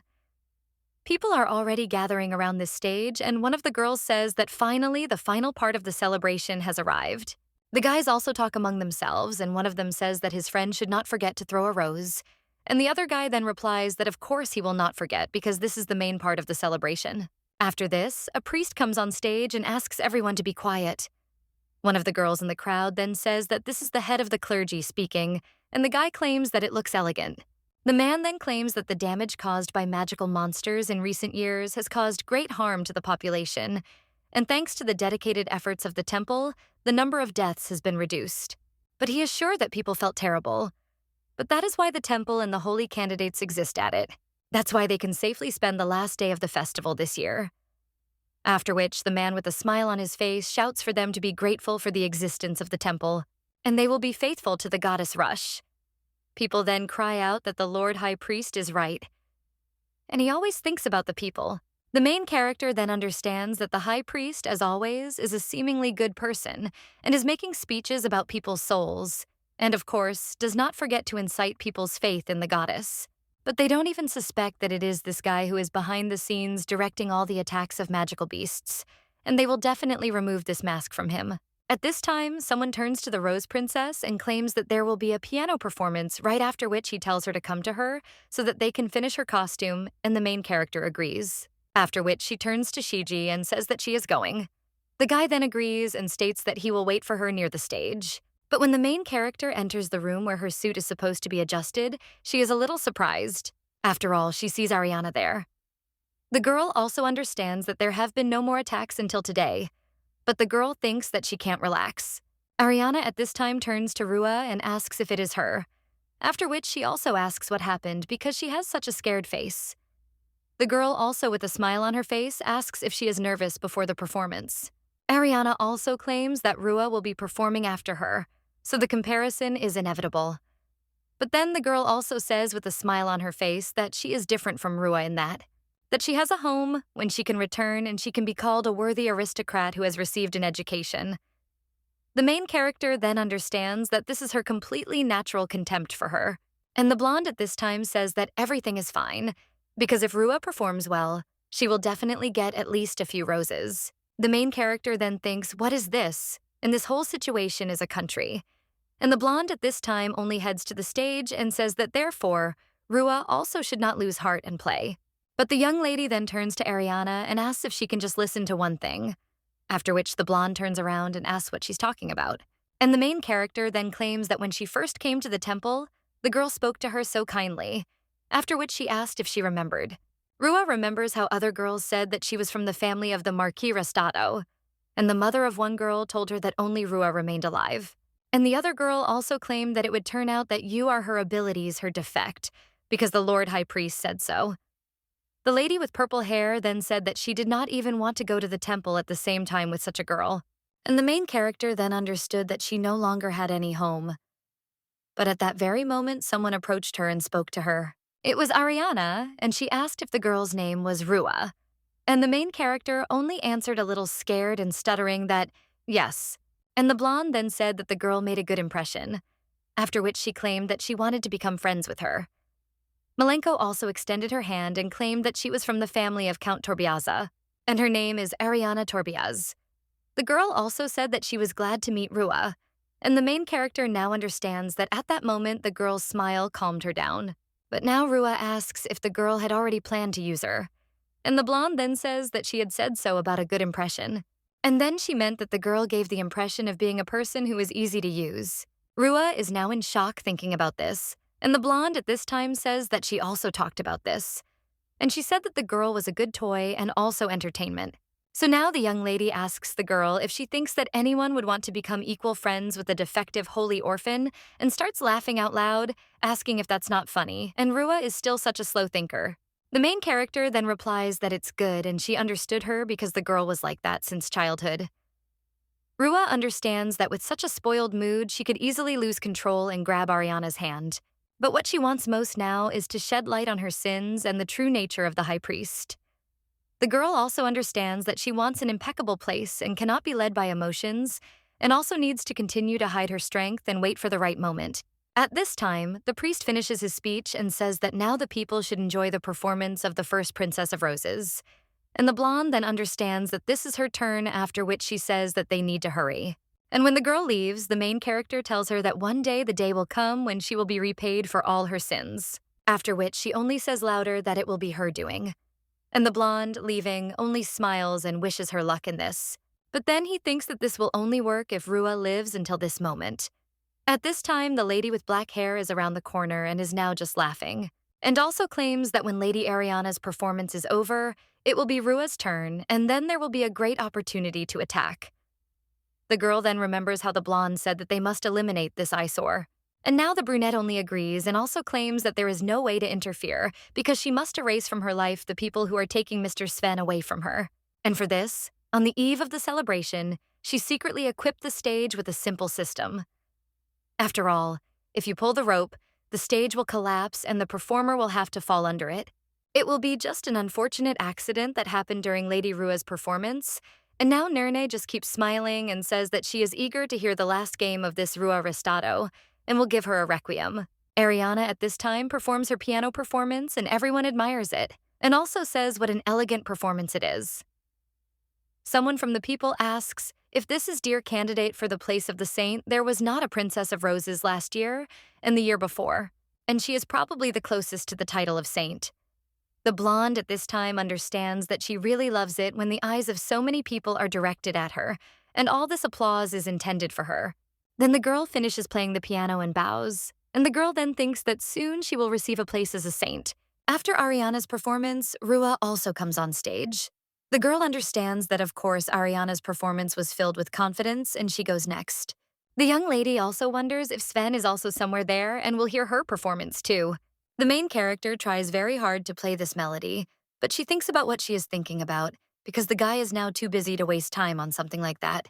The brunette at this time only screams that now the time has come and let Rua Restato finally plunge into eternal sleep. However, when the girl is about to pull the rope, Shiji suddenly snatches it and the girl then, in shock, thinks how he found out about this. However, then someone else turns to Lady Sandra and says that she has gone too far. It turns out to be His Highness, and he then asks, "Is the girl really one of those people who makes a fuss during a great performance?" The brunette is then in shock and does not understand what to do now and screams, "Is it really Mr. Sven?" The guy then only claims that he heard from Shiji that the lady tried to harm Rue, and first she poured water on her, and then pushed her down the stairs, and in the royal palace, something like that cannot go unnoticed. And although it seems Rua wanted to handle it without his participation, but Shiji now claims that he should apologize to the lady, but he was only following His Highness's order to report everything. The brunette is very scared after this and screams that this is all just a misunderstanding. And the prince at this time claims that they also found out about what the girl was going to do now, and Shiji found the equipment and dealt with it. After which, His Highness asks if the girl understands that even if she pulled the rope, the stage would not collapse. The girl then screams in shock that it was all a mistake and she doesn't remember anything being done with the decorations because she was simply curious about what that rope was doing there. Naren also cries out, asking His Highness to believe her because she is his bride. But the guy then only says that he doesn't remember her being his fiancée. He then turns to Shiji and asks if he got engaged to this girl. The guy then asks to be allowed to say with all his courage that this statement is wrong. The young lady then asks in shock what he is talking about and says only that it is a mistake because Mr. Sven loves her. And the girl then desperately screams, asking that having broken up their first meeting, she did not become the reason for his completely sincere smile. Sven then just smiles and says that it is hard for Minister Sandrew with such a stupid daughter and to believe that his own family is dragging him down in such a difficult time. The girl then only asks what he means by saying that she is difficult. And the guy then claims that the royal court has repeatedly expressed the opinion that it is time for the minister to pass on the post to the next person. The girl then only cries out in surprise whether they are talking about her father's resignation. And His Highness at this time claims that in the past years he was indeed more than worthy of his post. But his current actions prove that this is a thing of the past, and it is obvious that his priority has become not the welfare of the people, but his own benefit. And, moreover, a successor has already been found, and his candidacy was approved by the decree of his brother. But Minister Sander did not want to lose power. Their king, who is Sven's father, entrusted this matter to his brother. But the behavior of the minister's daughter, which is about to be made public, will put everything in its place. The girl is then shocked and scared and wonders if everything is really that bad. And the prince at this time claims that it would be nice to make his brother his debtor. The brunette then, with tears in her eyes, asks Mr. Sven to have mercy on her, after which she opens her pendant and asks him to look at it, and also cries out that as he sees, she is devoted to him and loves him. And after all, they are connected with him by fate. And also she did all this for him. However, the guy after that only coldly asks if she really did it for him. After which, Palish claims that he does not like intrusive people. And the young lady asks what Mr. Sven is talking about. Well, she also understands that she is very scared because the guy is looking at her as if she is just an obstacle in his path. His Highness at this time claims that if the girl were not the daughter of Minister Sandra, then you would not represent any value to him. But even this value she will soon lose. And the guy claims that he let her get away with insults towards Rua, but now she also tried to hurt the girl, so now he is quite angry. The girl then only falls to her knees and says that she asks for forgiveness and therefore begs him to forgive her. But the prince then replies that he is afraid that for attempting to harm the princess, the punishment will follow immediately, and the girl will not see him again, after which the prince snaps his fingers and at the same moment several knights take the young lady. The girl then screams for them to let her go, after which she turns to Mr. Sven several more times. However, the guy then only turns to Lady Nirna Sandra and says goodbye to her. The girl then only looks at the prince desperately, and at the same moment her hand with the pendant unclenches. The girl understands that she knew that she was charming him. It was that dark coldness that had always been hidden behind the guy's beauty. But he turned out to be a much more terrible person than she thought. And the girl was mistaken from the very beginning, so now she only screams in horror. The prince at this time turns to Shiji and says that for him too this was quite a worry. But the guy then replies that no, and it was an order from His Highness. But it was quite easy since Mrs. Sandra left a lot of evidence, and if Lady Torbius had been in her place, this would not have happened.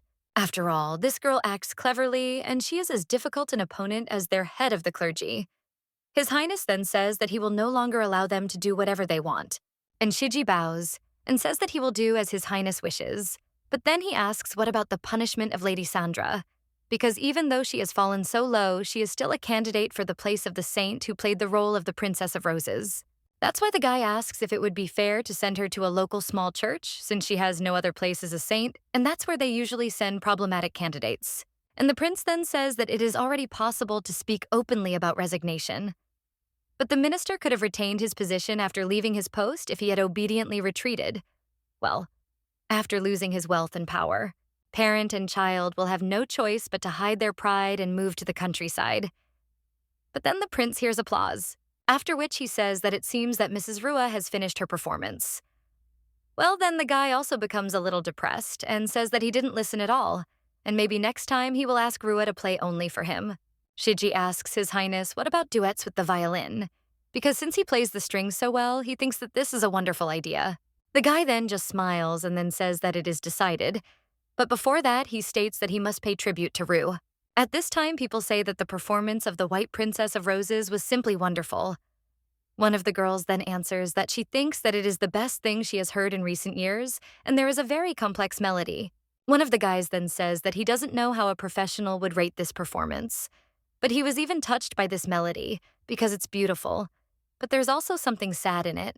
The girl then takes a white rose and says that she thinks that she can vote for this lady princess once, and the guy then says that he will too, and if he does throw it, will be a white rose. Well, the other guy then says that he also wants to throw away the yellow rose, because this girl's performance was bold and bright, so they don't even know who to choose. At this point, Charlotte only cries out that Mrs. Rua performed beautifully, and that only a white rose can be thrown there. After which, she also cries out that Mrs. Rua is the best. Alan then turns to Charlotte and tells her to tone it down. Meanwhile, the main character is still on stage, and Ariana, looking at her, understands that all her joy evaporated after she heard the enthusiastic exclamations addressed to Rui. And it seems Nerni made a mistake. But she thought that this girl was useless, and probably later she will mention her name as the instigator. Well, young ladies still think that nothing terrible will happen, because no one will pay attention to the delirium of a gloomy madwoman. And the blonde now thinks that if this girl is a pawn, she should at least be useful to the queen. At this time, the priest also comes on stage and says that this celebration ends. And to praise the Rose Princesses for decorating this holiday with their performances, he asks to throw their roses into the air, after which people begin to throw roses. And if you look at all of them, you can see that the number is about the same, but there are still more white roses. Some of the people then say that the performances of the Rose Princesses were wonderful, and some of them say that they are already waiting for next year. Galt then looks at this whole crowd and wonders if the celebration is already over. The guy then sees a yellow rose lying on the floor and thinks that he can breathe a sigh of relief, even though there were minor troubles. But everything went without serious incidents. After which, the young man picks up this rose, and when he smells it, he realizes that Ari's performance was also wonderful. But he was hooked by the melody of Lady Restato, and yet he cannot see in her the ugly candidate who mocked Ari. And also, apparently, there are citizens who ardently support her, and he sees that there are white roses. Still, more than anything, the guy then thinks that it was Ari who healed him. But now he just shakes his head and thinks that everything is wrong, and he did not doubt his bride. Therefore, now the young man understands that he should ask Ari herself, and he will share his suspicions with her, and also praise her performance. A little while later, the guy already enters the room where the lady with blonde hair is, after which he turns to Ari and says that he... But at that very moment, the guy sees the girl pouring a glass of water on the maid and is very surprised. At this point, the blonde just screams that she said she wanted to drink and asks if such disgusting water can be poured into one's mouth. After which, she also screams for the woman to bring the fruit, and at the same moment, she agrees and runs away apologizing.